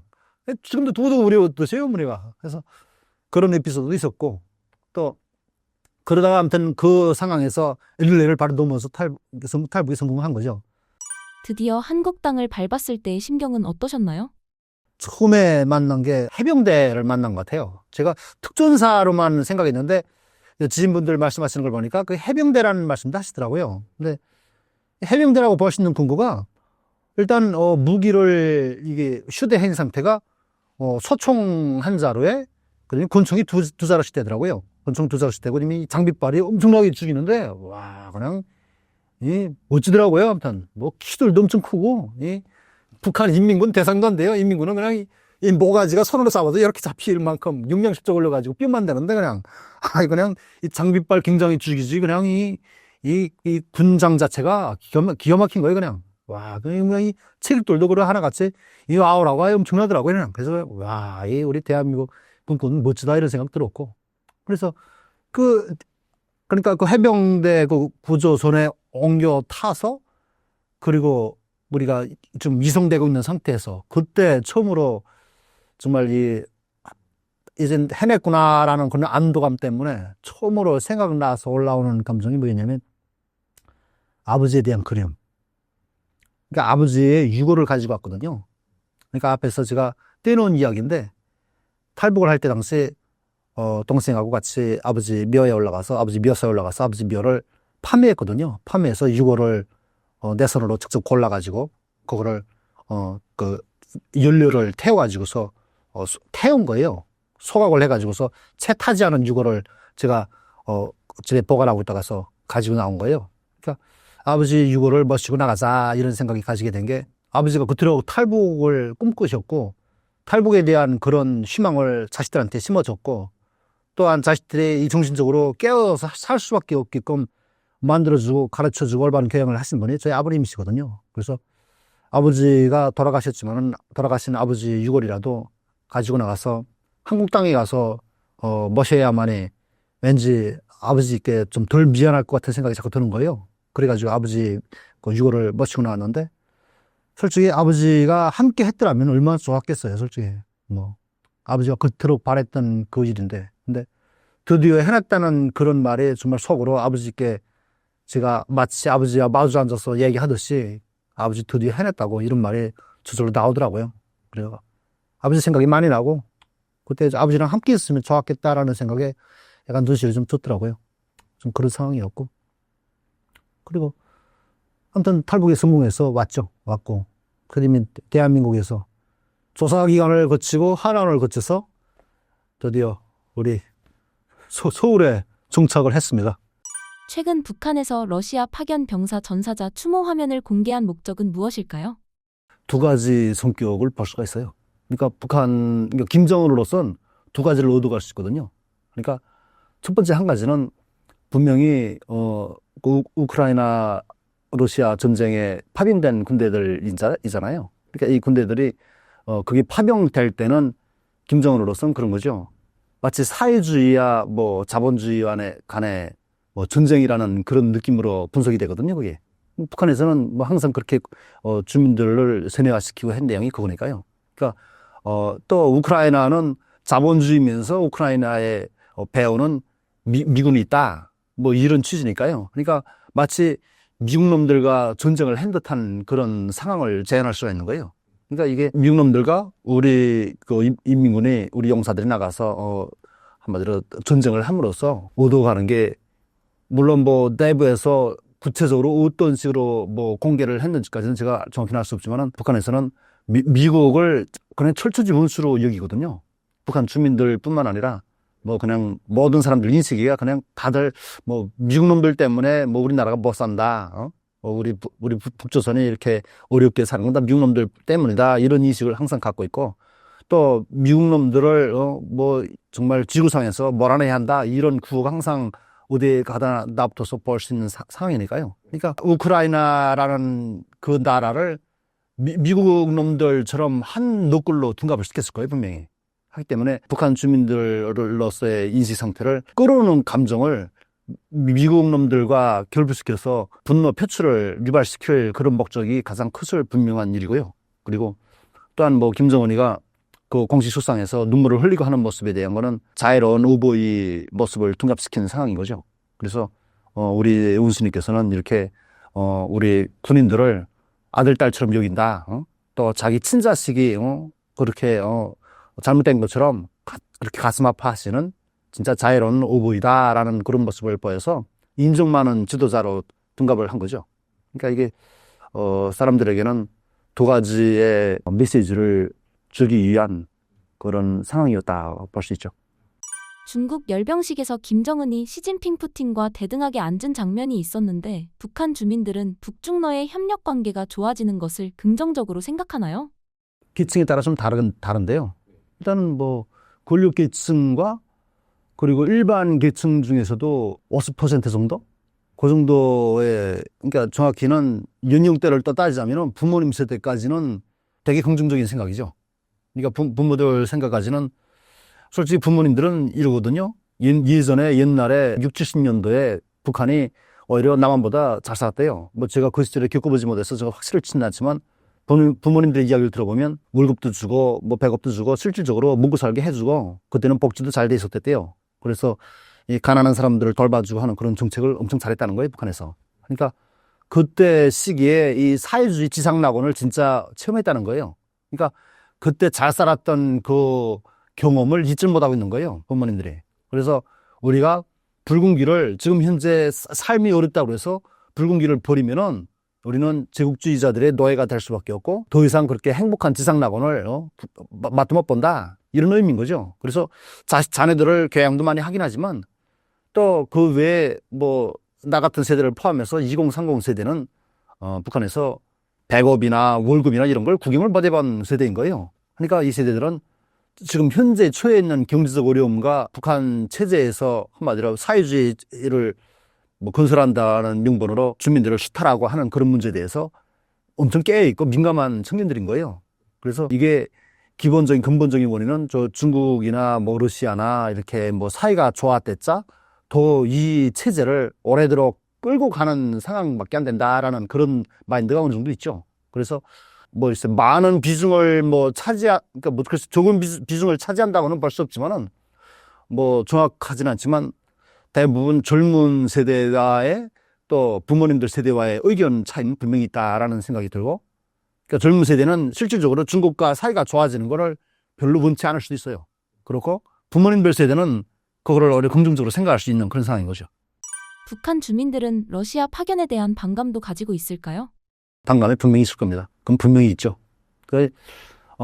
예전에도 그런 게 있었어요. 그러니까 북한에서 어떤 일을 하다가서 자기 아들이 혹은 자기 딸이 어떤 일터에서 어떤 일을 하다가 누군가가 방화를 저질러서 불이 났는데 그 건물 안에 무슨 김일성이와 김정일의 뭐 초상화가 걸려지는데 이 초상화를 건져내기 위해서 불이 타고 있는 그 건물에 뛰어들어서 초상화를 모셔내어서 품 안에 안고 나오다가 이 한마디로 불에 죽었다는 그런 상황인 거예요. 그래서 영웅이라는 거예요, 영웅. 그러니까 이렇게 해서 영웅이 돼버리거든요. 영웅이 돼버려서 죽은 아들을 대신해서 부모들한테 그 영웅 증서 같은 거를 주면서 그런 쇼를 하는 그런 행사를 벌였었어요, 예전에도. 그러면 그럴 때 부모님들이 이런 거네 뭐 하냐고, 이런 시장 같은 증선에서 뭐라고, 이 영웅 메달을 이런 거에서 뭐 하냐고 하면서 팽개치는 그런 부모들이 있었어요.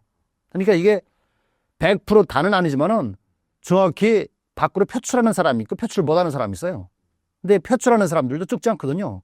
그러니까 이러면 그거를 잠재하게 하려고 그게 말이 퍼지라고 소문날까봐 누군가가 보았다면 그 입단서 철저시키고 그렇게 막 발언하는 부모들한테는 이 기자들이 와서 찍으려고 준비했다가서 찍었던 것도 다 삭제하고 방송에 안 내보내요. 그리고 사전에 준비시키거든요. 감정 조절 잘 하시라. 뭐 이걸 잘 찍어서 방송에 나간다. 그러면 당신한테 좋게 대우를 받게 해주겠다 하면서 사전에 말을 충분히 맞춰가지고 사진을 찍다, 이게 뭐 카메라맨들이 왔다 갔다 하면서 찍다가도 물커가는 감정에 그냥 갑자기 쏟아져 나와가지고 참지 못하고 분노를 표출해버리는 경우가 생겨요. 그러면 다시 반복 동작을 하거나 아니면 안 되겠다 싶으면 방송에 쓰지 않는 그런 경우가 많거든요. 그러니까 거기서 일을 하는 나의 지인들의 입을 통해서 들은 소리지만은 그런 거 숱한 걸 찍으러 다니면서 보면 별의별 사람들 다 만난다.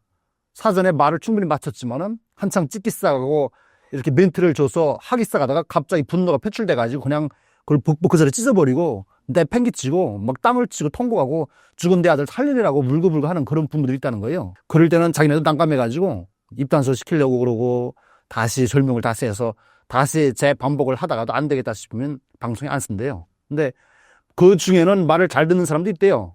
그러면 그런 사람들의 어필의 내용을 방송에 쓰기도 한다 이런 얘기 들었거든요. 근데 분명히 지금 상황에서는 그 분노가 올라와서 그 반감을 표출하는 부모들도 꼭 있다고 봅니다. 최근 김정은은 김주애를 공식 석상에 자주 등장시키고 있는데 북한 주민들도 김주애를 다음 수령감으로 받아들이고 있나요?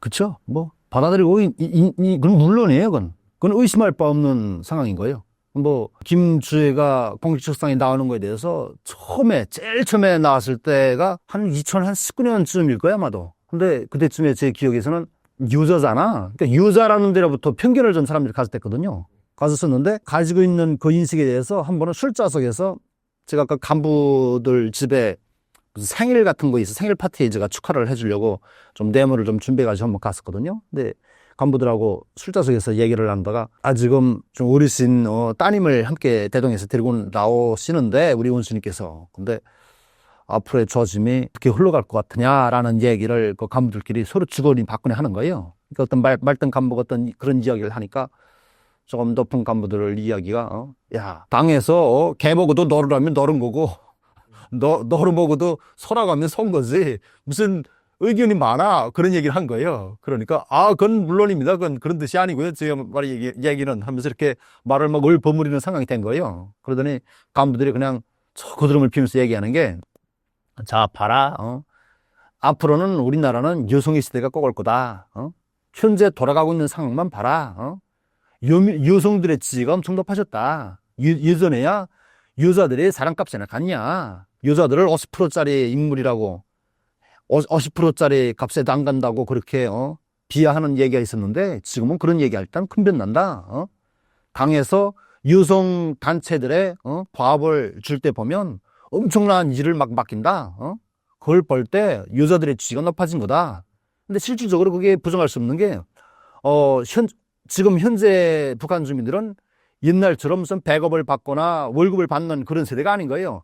아니지만은 예전에 백업 주고 월급 줄 때 여자들은 일을 안 하고 부양이었어요. 집에서 그 가정을 양육하고 남편 뒷바라지해서 일할 수 있게 해주고서 집에서 그냥 가사나 도우는 게 여자들의 임무였거든요.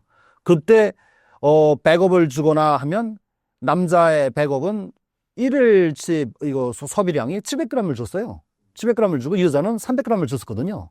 그러니까 물론 뭐 여자라고 해서 남자보다 뭐 조금 먹는 건 아니지만은 주는 걸 그렇게 줬어요. 그러니까 뭐 식구가 뭐 예를 들어서 두 식구다. 두 식구 같이 산다. 신혼살림을 한다. 그러면 여자는 300g이고 남자는 700g이니까 1kg를 주는 거예요. 그렇게 항상 공급을 하는 느낌의 이런 문구를 서류를 만들어도 부양 뭐 한 명, 뭐 300g 뭐 이런 식으로 그걸 작성을 하는 게 지금도 존재하거든요. 근데 그게 얼마 전까지 존재했었는데 2019년에 그때 당시 그 간부가 얘기할 때 자 이것 봐라 지금은 여자도 똑같은 남자가 똑같이 일을 하는구나 같은 거야. 여자도 700g 남자도 700g 됐어 이런 얘기를 하는 거예요.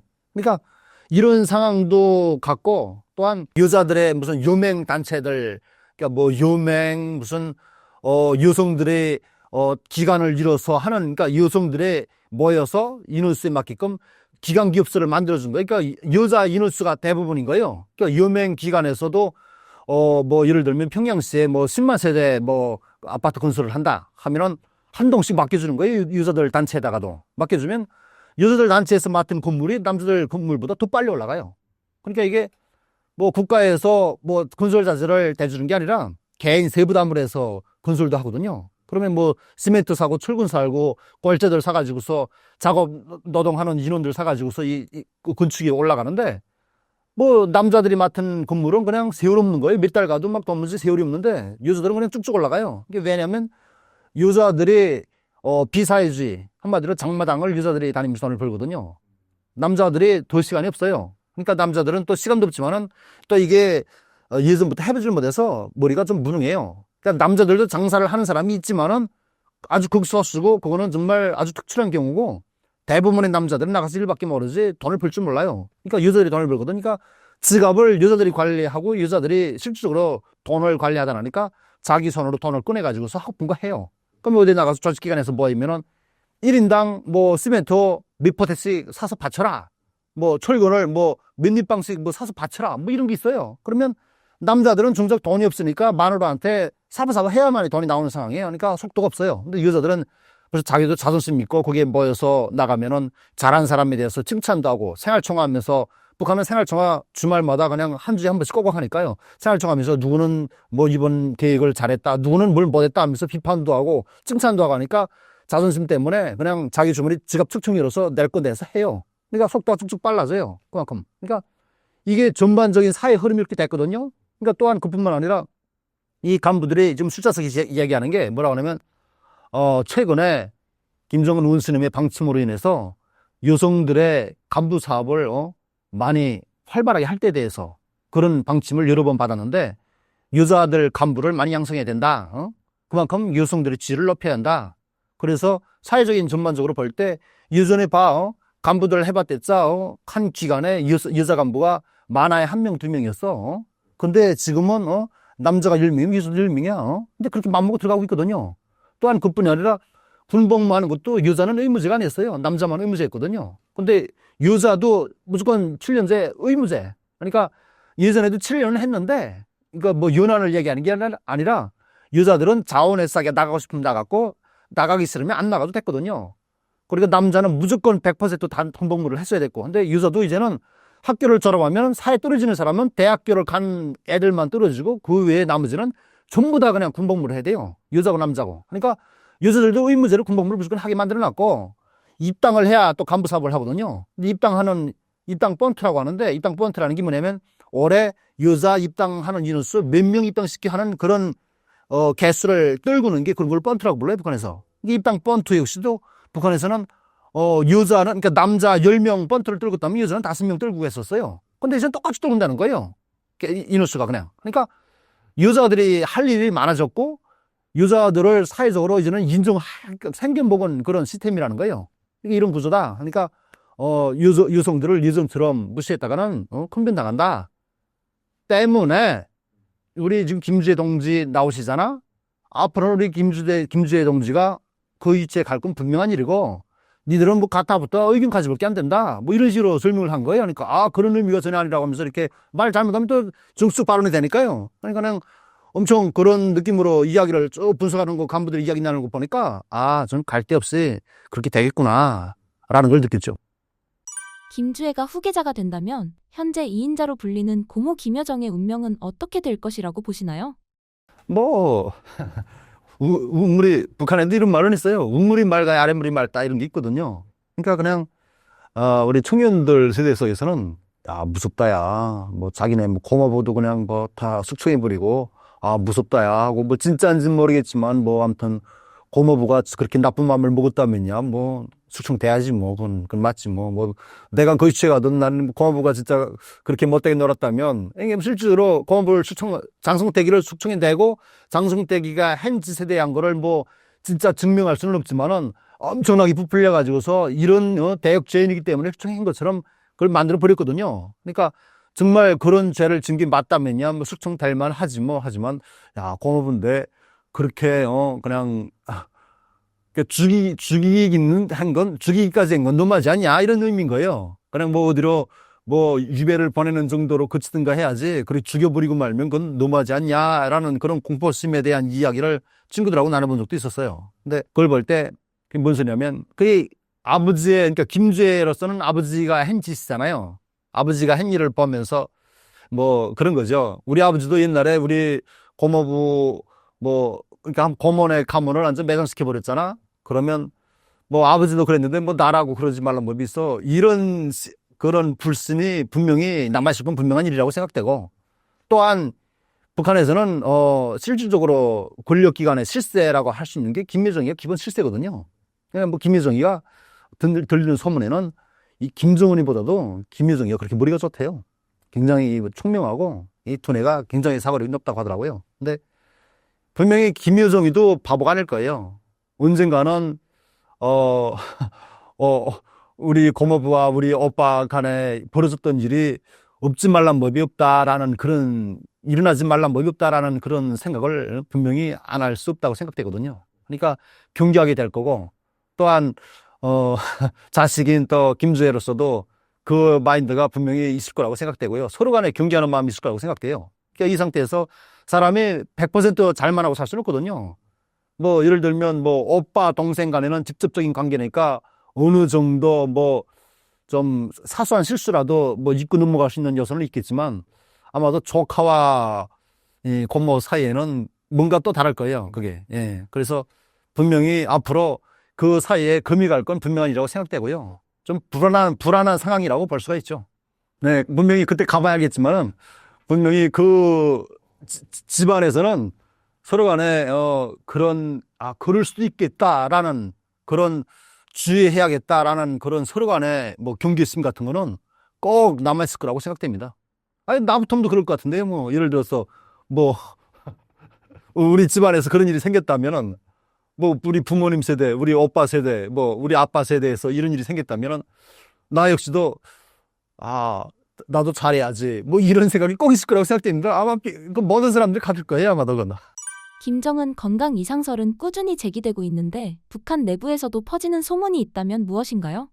그러니까 언젠가 그러니까 북한에서는 뭐 어떻게 될 거라는 썰을 가지고서 얘기를 심화시키면 정치범이돼요. 그렇기 때문에 뭐 그런 썰을 가지고 얘기를 못하고, 썰이라기보다는 눈에 보여야지만 얘기를 하거든요. 근데 북한에서, 그러니까 그 김정은이가 북한 인민들을 위해서 어떤 현지 시찰을 한다고 하는 그런 장면이 나오는 그런 편집물 같은 데서 이렇게 다리를 좀 심하게 저는 그런 느낌의 그런 그 모습이 포착됐어요. 언제 한번. 근데 그때 보면서 사람들이 이미 전에 마음속에 품었던 그 마음에 거기에 더해져서 얘기가 나오더라고요. 그러니까 사람들 이미 전에 품었던 마음이라면 나이에 비해서 너무 뚱뚱하고 또 이렇게 얼굴에도 뭔가 돋고 뭐 이런 상황을 볼 때 좀 아니다 싶은 그런 마음에 뭔가 지금 쌓였댔는데, 거기다 다리까지 절고 하니까 그게 더해진 거예요. 가중돼가지고, 우리 원수님께서 건강이 분명히 악화되신 것 같다. 뭐, 우리 원수님께서 뭐 넘어져서 뭐 다리가 상하셨을 것 같지는 않고, 지금 무슨 건강상 문제인 것 같은데, 왜 다리를 저으시는지 모르겠다. 더구나 나이가 젊지 않냐. 뭐 연로한 상태에서 다리를 전다면은 혹시 넘어졌나 이런 의심도 해볼 수 있겠지만은, 너무 나이가 젊기 때문에 뭐 그럴 일은 없을 거라고 생각되고, 저게 분명히 건강 이상 같다. 근데 보기에도 엄청 나이대에 비해서 나이가 너무 많이 들어 보이고, 그러니까 늙어 보인다 이 뜻인 거예요. 그러니까 나이가 많이 들어 보이고 좀 많이 몸이 불편하신 것 같다라는 얘기가 벌써 주민들 속에서 쫙 퍼지고 있었어요. 퍼지고 있는데, 또 그렇게 되면 항상 이 이상한 말은 간부들 속에서 나오거든요. 그냥 뭐 간부들 하는 소리가 또, 우리 원수님께서 최근에 보면 지금 어린 딸을 공식수상에 대동하고 있는 걸 보면 후계자 교육을 시킨다는 거예요. 후계자 교육을 시키는 걸 보면 이미 전에도 느꼈지만은 건강이 안 좋으신 것 같은데, 더욱이 어린 따님을 지금 후계자 교육까지 시키시는 걸 보면 불치병에 걸리신 것 같다라는 얘기를 간부들 속에서 나온 거예요. 그러니까 불치병이 뭘까? 그러니까 북한에서는 불치병 하면, 북한에서 고치지 못하는 병 하면 기본 암이고, 암이나 무슨 뭐 당뇨병이나 뭐 무슨 뭐 뇌출혈 같은 그런 뭐 뇌졸중 같은 그런 병들을 가지고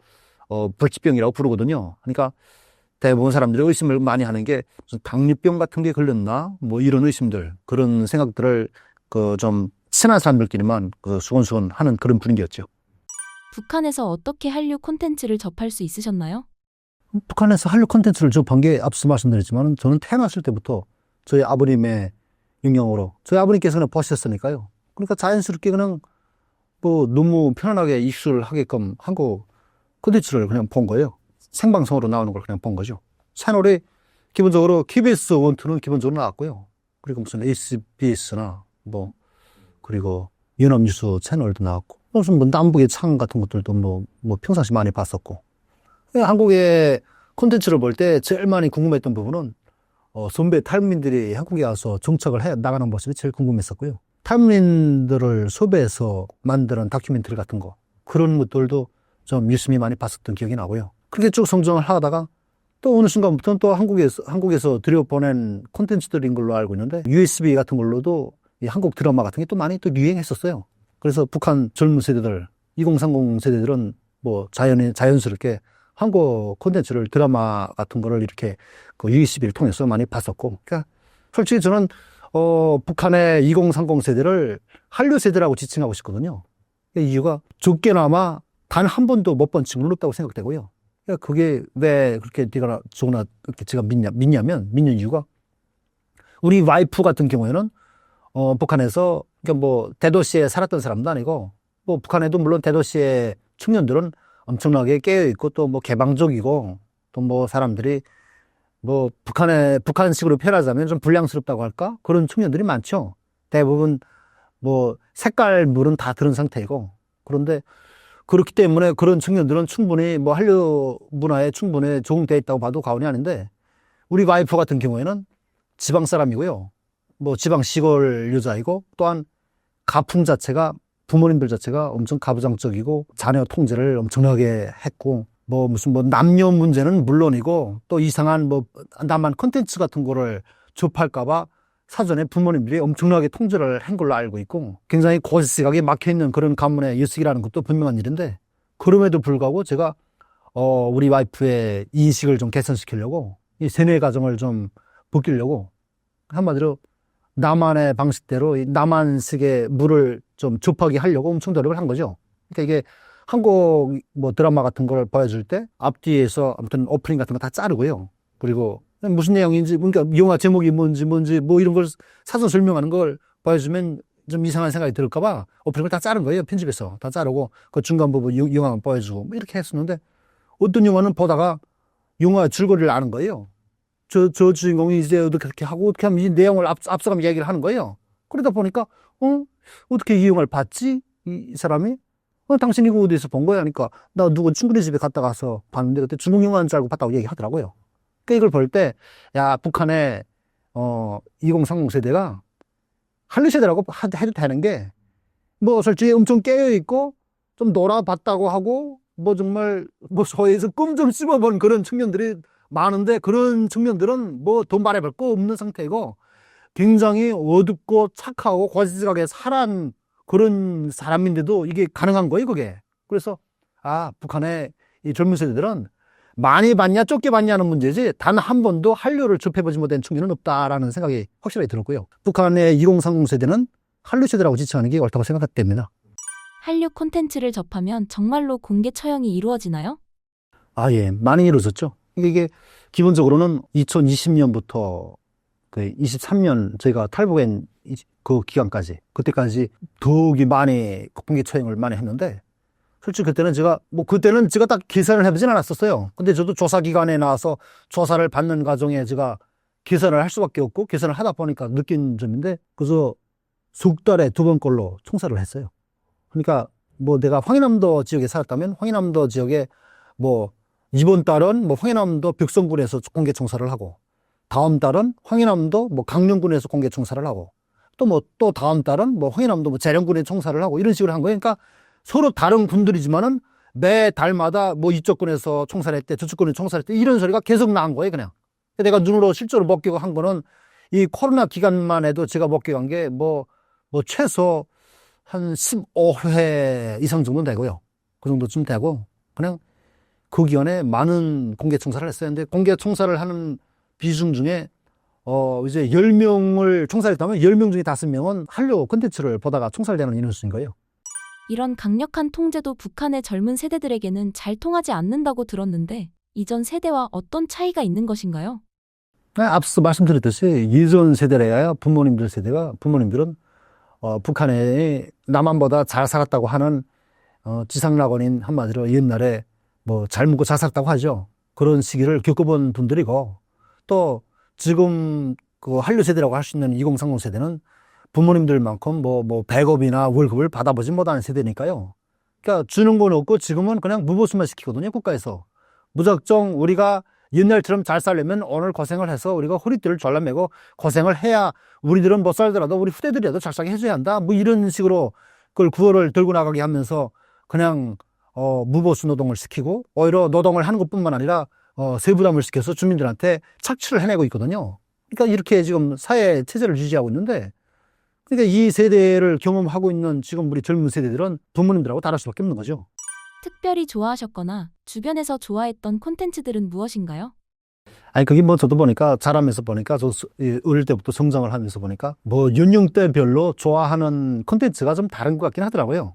근데 그러니까 제가 한 뭐 10대 후반부터 20대 초반까지였던 것 같아요. 그때쯤에는 인기가요가 좀 많이 좀 즐겨봤었던 콘텐츠 중에 하나고요. 또 인기가요 중에서도 뭐 걸그룹을 굳이 찝자면은 뭐 소녀시대 엄청 좋아했던 것 같아요. 뭐 친구들끼리 모여 앉으면 그냥 장난치는 이야기인 거지. 그냥 야 유나가 엄청 예쁘다 뭐 얘기하면 난 유나 같은 뭐 이미지보다는 나는 뭐 서연이가 더 좋다 뭐 이런 얘기하면 어떤 녀석은 난 서연이보다는 난 티파니가 좋다 이런 얘기하면서 서로 간에 그냥 이 얘기들을 주고받고 이런 장난들을 좀 쳤고, 또 뭐 남자아이들 같은 경우에는 제가 개인적으로 좀 좋아했던 걸그룹이 저 빅뱅 좋아했었거든요. 그래서 빅뱅의 그 태양 그 헤어스타일이 엄청 그 마음에 있어가지고 북한에서 당시에 그 수탉머리라고 불렸거든요. 근데 그 수탉머리를, 그 태양의 머리를 닮은 그 수탉머리라고 하는 그 머리를 깎고 다니다가 충림동맹에 단속돼가지고 정말 갈짓자로 다 뜯기고요. 그냥 그 가위로 막 밀어버린 거예요. 그리고 그냥 뇌물 막 들여가지고서 겨우 살아났었는데, 그때 제가 뇌물이 준비가 안 돼 있는 상태였다면 아마 교화를 가지 않았을까 이런 생각이 들고요. 아무튼 그런 뭐 봉변들도 좀 당해봤어요.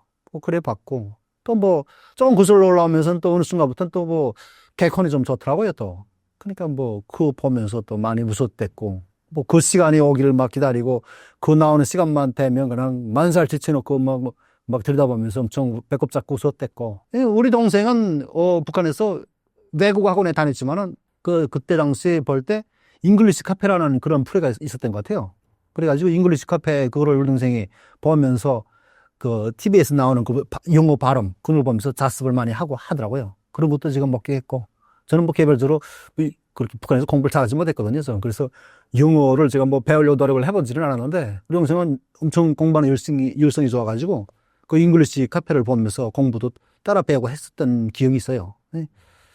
그리고 또 뭐 영화 중에서 제가 그러니까 드라마 중에서 좀 가장 기억에 남고, 저 영화는 정말 잘 만들었다 하는 생각이 들 만한 영화가 하나 있는데, 자이언트가 정말 영화 최고로 잘 만들었다는 영화라는 생각이 들고, 지금까지 제가 한국에 와서 살면서도 글쎄 뭐 북한에서만큼 제가 즐겨보진 않아요. 제가 한국에 와서도 뭐 넷플릭스도 보긴 보지만은 뭐 북한에서 볼 때는 엄청 그게 재미있고, 북한에서 볼 때는 특별히 정말 재미있다는 생각을 가지고 봤는데, 여기 오니까 별로인 거예요. 별로이고, 또 그리고 또 그렇게 볼만한 시간이 더 많지도 않고, 또 피곤하고 하니까 뭐 육아에 지치고 하니까 집에 들어가면 빨리 자게 되지 뭐 또 그거 보기 안 되고. 그러니까 잘 보진 않지만 지금 생각을 해봐도 그 자이언트만한 영화를 그 이후에 두 번 같진 못해요. 그게 정말 잘 만들어진 영화더라고요. 예.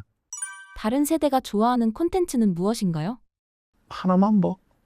한 번은 그러니까 우리 와이프를 만나가지고, 그러니까 그때 한참 우리 와이프랑 연애는 아니고 그 동거를 바로 시작했을 때 아무튼 그런 때였는데, 내 친구녀서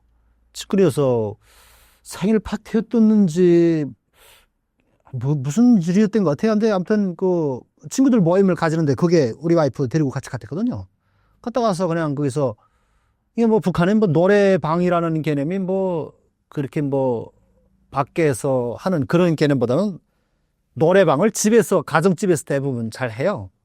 집에서 그 북한에서 증폭기라고 불리는 그 스피커 같은 거 켜놓고서 거기다 SD 카드 같은 거 넣으면 음악도 나오고 해요. 그러니까 그게 이렇게 TV에 연동시켜가지고서 TV에 이렇게 글도 가사도 나오고 자막 나오면 그거 보면서 이렇게 마이크 들고 노래도 하고 이런 거 하거든요. 근데 그랬는데 거기서 우리 와이프가 어떤 노래를 부르는데 내가 당시에 볼 때는 그때 난 제가 제목을 딱히 기억을 못했으니까 모르는데 분명히 나만 노래를 부르고 있는 거예요, 그냥. 그래서 아유, 우리 와이프도 굉장히 순진하고 고지식하고 뭘 모르는 여자인 줄 알았더니 아니 저런 노래는 또 어디서 저한테 든 거야 이런 생각도 들었고 트로트 같은 개념의 그런 노래였어요. 예, 예. 네네네. 네. 뭐 그런 은은한 무슨 사랑과 뭐 이별에 대한 그런 듯한 그런 느낌의 그런 노래였는데 아무튼 그런 걸 부르길래 저건 나만 노래인데 저런 걸 하고 있다라는 생각이 가지고 엄청 착하고 그냥 고지식하게 살아서 전혀 이런 데는 접하지 못해서 정말 뭘 모를 줄 알았는데 그냥 그런 걸 보면서 좀 놀라운 점도 좀 느꼈었고. 근데 북한의 청년들이 솔직히 어디 모임 장소, 노름 장소에 가면 최소한 한국 노래 정도로 시작과 마무리를 해야지 뭔가 되지 북한 노래를 잘 안 불러요. 북한 노래는 대부분 공식 식구상이 있으나 뭐 행사장 같은 데 있으나 부르지 개인적으로 흥얼거를 부르는 노래도 그냥 뭐 한국 노래 정도 뭐 이렇게 가지요. 뭐. 네. 평양의 화려한 모습들을 미디어를 통해 볼 수 있는데 평양의 진짜 실체는 어떤가요? 제가 뭐 평양에서 살다 온 사람은 아니라서 제가 100% 다른 알 수는 없지만은요. 중요한 건 뭐 북한에서 사회주의를 한다면은 평양시만 하는 건 분명한 일이고요. 왜냐하면 평양시에서는 나가서 일하는 사람들 한해서는 배급과 월급을 주니까요. 그건 갈데 없는 분명한 일이라서. 그러니까 지방 사람들에게 수탈을 해서 평양 사람들을 먹이 살리거든요. 그러니까 근거가 뭐냐면 농장원들에게 농사를 지어서도 수도미가 제일 첫 번째 목표 계획으로 들어가요. 그러니까 수도미라고 하는 계획을 먼저 바치고 군량미라는 걸 두 번째로 바치고 그리고 2호곡이라는 건 군량미는 군량미인데 존싯 물자라고 존싯 때 쓰기 위한 비축 물자인 거예요. 그 비축 물자로 들어가는 식량을 또 바치고 그리고 나머지가 있으면 먹으라는 거예요. 근데 나머지가 없어요. 항상 버즈라거든요. 그러니까 이때 겪는 과정을 볼 때 항상 느끼지만은 우리 지방 사람들은 오직 평양 시민들을 위해서 일을 하고 사는 사람들이구나라는 걸 항상 느꼈죠. 그러니까 평양시의 실체라면은 평양시는 사회주의를 하는 게 맞고 그리고 평양시가 얼마나 업그레이드 돼 있고 얼마나 뭐 좋은지에 대한 이야기를 좀 더 하자면은 우리 와이프도 평양시에 견학을 갔다가 그 놀이기구를 타다가 중전이 돼서 놀이기구에 거꾸로 매달려서 1시간을 기다려서 너무 겁이 나가지고 그냥 혼났다는 그런 이야기를 하는 에피소드를 들어본 적이 있거든요. 그러니까 이런 뭐 전력 상황이 정상적이지는 못하다는 건 분명한 일이고요. 그러니까 24시간 계속 와 있는 게 아니라 왔다 갔다 반복하고 있는 상황인 건 분명한 일이고요. 또한 뭐 제가 저의 큰 아버님이 평양 사시거든요. 그래서 저의 아버지 계실 때만 해도 저희 아버지를 따라서 그러니까 학생 때인 거죠. 제가 성인 돼서는 못 가보고 따라가봤지만은 가보면 외면에서 볼 때, 겉면에서 볼 때는 엄청 빛깔이 좋고 잘 건설되어 있다고 생각되는 그런 아파트도 건물 뒤를 돌아가 보면 건물 뒷면에는 타일이 붙어 있지 않고 그냥 아직 완공이 안 된 그런 듯한 느낌의 완성이 안 된 그런 건물 느낌이고 그리고 창문들에도 유리가 없고요. 그냥 다 개방되어 있는 상태이고 그리고 뭐 쓰레기가 여기저기 나뒹구는 그런 느낌이었고 그래서 많이 후져 있다라는 그런 생각을 했지만 그때와 지금은 또 시간이 많이 지났으니까 좀 더 달라졌을지는 모르겠지만 중요한 건 평양 시민들도 우리 집안 사람들의 이야기를 들어보면 나가서 일만 해서 먹고 사는 사람들은 굉장히 가난하다는 거예요. 가난해서 이제 겨울철 되면 난방도 안 돼서 비닐 방막이라고 하는 비닐을 쓰고서 뜨거운 물을 담아다가 물을 끓여서 그러니까 윤탄을 떼가지고 물을 끓여서 끓는 물을 갖다가 바게트 같은 데나 무슨 다라이 같은 데다가 쏟아놓고서 거기다가 비닐 봉지를 씌워서 그 안에 들어가서 몸을 녹이고 앉아있다는 거예요. 그러니까 이렇게 난방이 안 돼 있는 그런 상태라는 거죠. 그러니까 이게 많이 열악하고 있는 그런 한심한 수준인 건 분명한 일인 거죠. 한국에서 충격받으신 식당이나 음식 문화는 어떤 것인가요? 뭐 제가 대한민국에 와서 질문을 좀 바로 주셔야 될 게 대한민국에서 제일 좋았던 게 뭐냐라고 주셔야 더 확실한 답이거든요, 이게.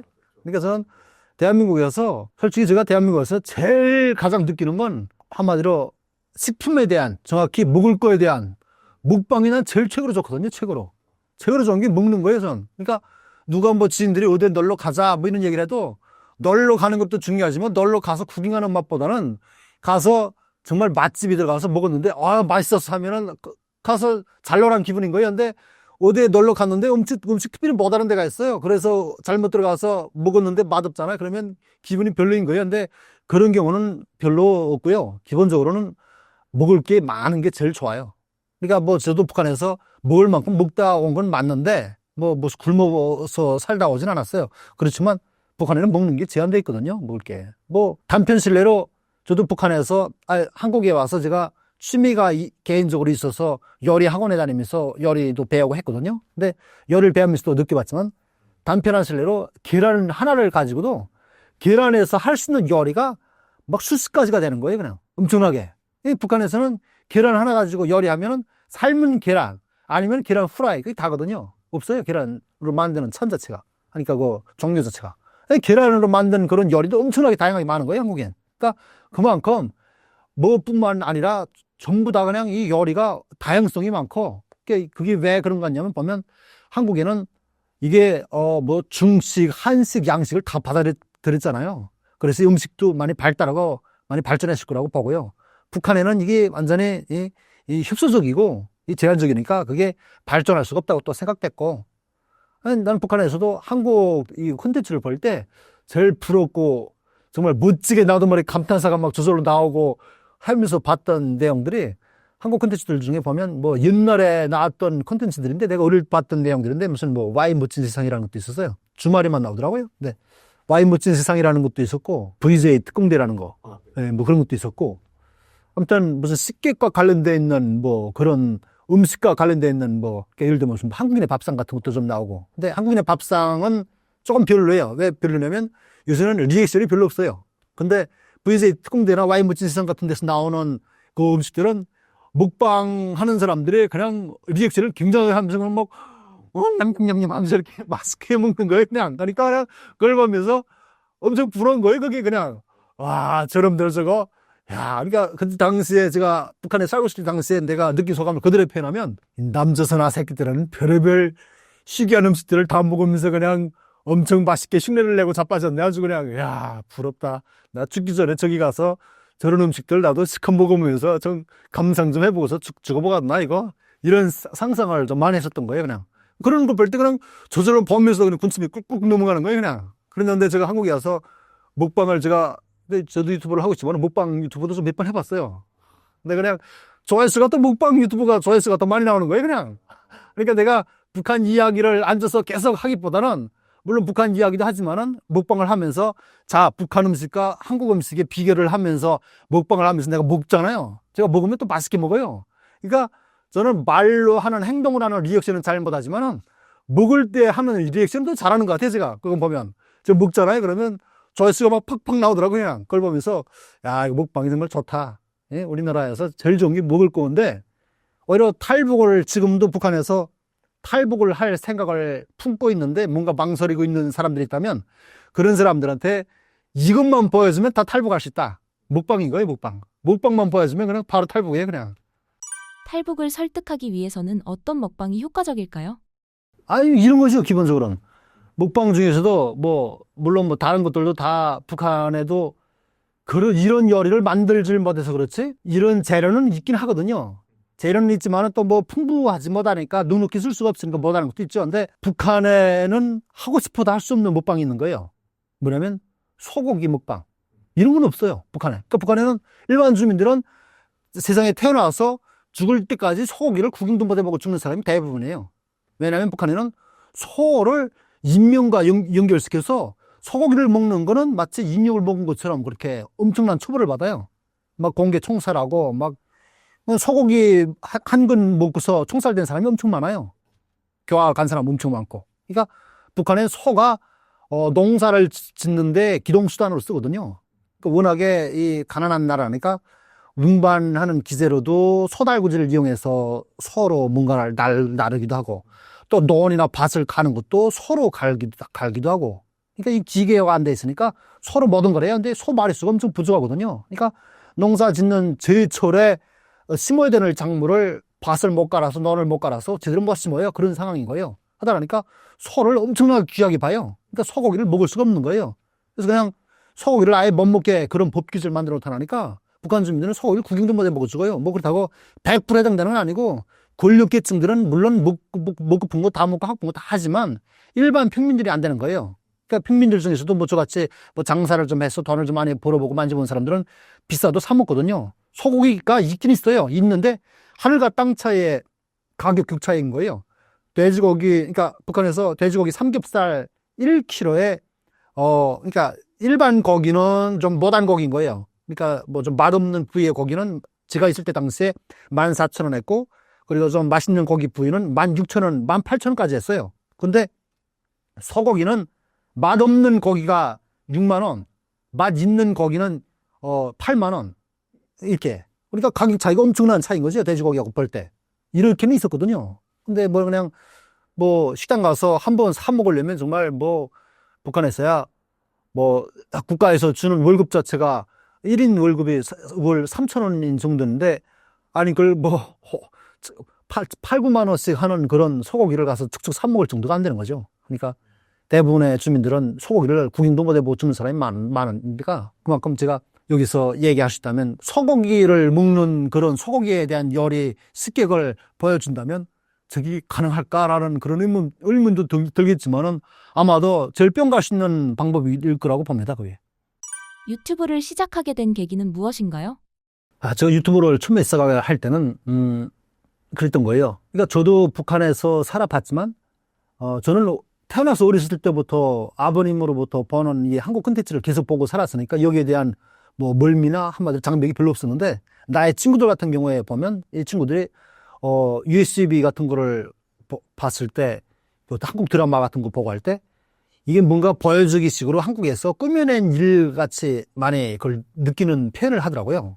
그런데 이 친구들 중에 어떤 친구가 옛날에 한번 그 해외 노동자 파견으로 돼서 북한에서 일하는 그 해외로 나갔다가서 거기서 그 대열에서 미탈했던 계기가 있었더라고요. 그러니까 과외 작업을 해가지고 돈을 벌어가지고 한마디로 그 기업소 내 그 직장 내에 그 보이원하고 나눠 먹으려고 시간을 받아가지고 과외 작업을 나갔다가서 아무튼 이러저러한 경로를 통해서 어쩌다가 돼가지고 유튜브를 봤다는 얘기를 하더라고요. 근데 유튜브를 보니까 뭐 황장엽 비서에 대한 그런 황장엽 비서가 어떤 기자회견을 하는 듯한 그런 모습의 얘기를 쭉 들었대요. 그러니까 처음부터 마지막까지 정말 실감나게 들었다고 하더라고요. 그러니까 북한에서는 황장엽 비서를 굉장한 쓰레기로 만들어가지고 또한 뭐 그 공작원들이 나가서 그냥 처용을 한 것처럼 그래서 그냥 뭐 목 따버렸다. 그래서 야 이거 누구도 탈북을 하고 망명을 하면은 공작원들이 와서 우리를 이렇게 처리하겠구나. 그래서 이런 겁을 먹고 미쳤다는 거예요. 근데 그 친구도 얘기하는 게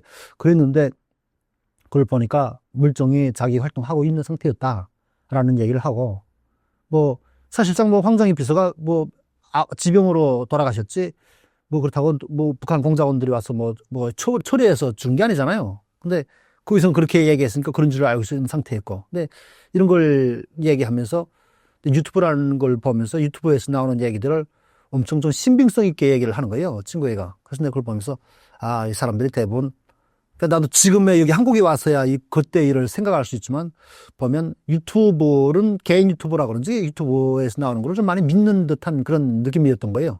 그래서 나도 내가 어떤 유튜브를 시작해서 나의 활동을 하는 모습이나 이런 걸 유튜브에 영상으로 업로드하고 하면 나의 친구들이나 나의 지인들이나 뭐 소문으로라도 더 수 있는 나를 알아볼 수 있을 만한 사람들이 나 유튜브를 볼 때 분명히 북한 당국에서는 나 역시 걔는 뭐 한국에 나가서 뭐 이용이나 당하고 뭐 쓰레기처럼 굴러다니다가 어디서 뭐 굶어 죽었다고 뭐 이렇게 과장을 해버리거나 뭐 그 이상의 정말 예측할 수 없는 그런 유언 비어를 퍼뜨릴 수 있는 건 분명하다고 생각되거든요. 근데 멀쩡히 살아 숨쉬고 있고 하고 있는 역할이 이런 유튜브를 하면서 업로드하고 있잖아요. 그걸 볼 때 나를 알아보는 사람들이 보고서 놀라고 그 사람들의 사고가 계몽되길 바라고요.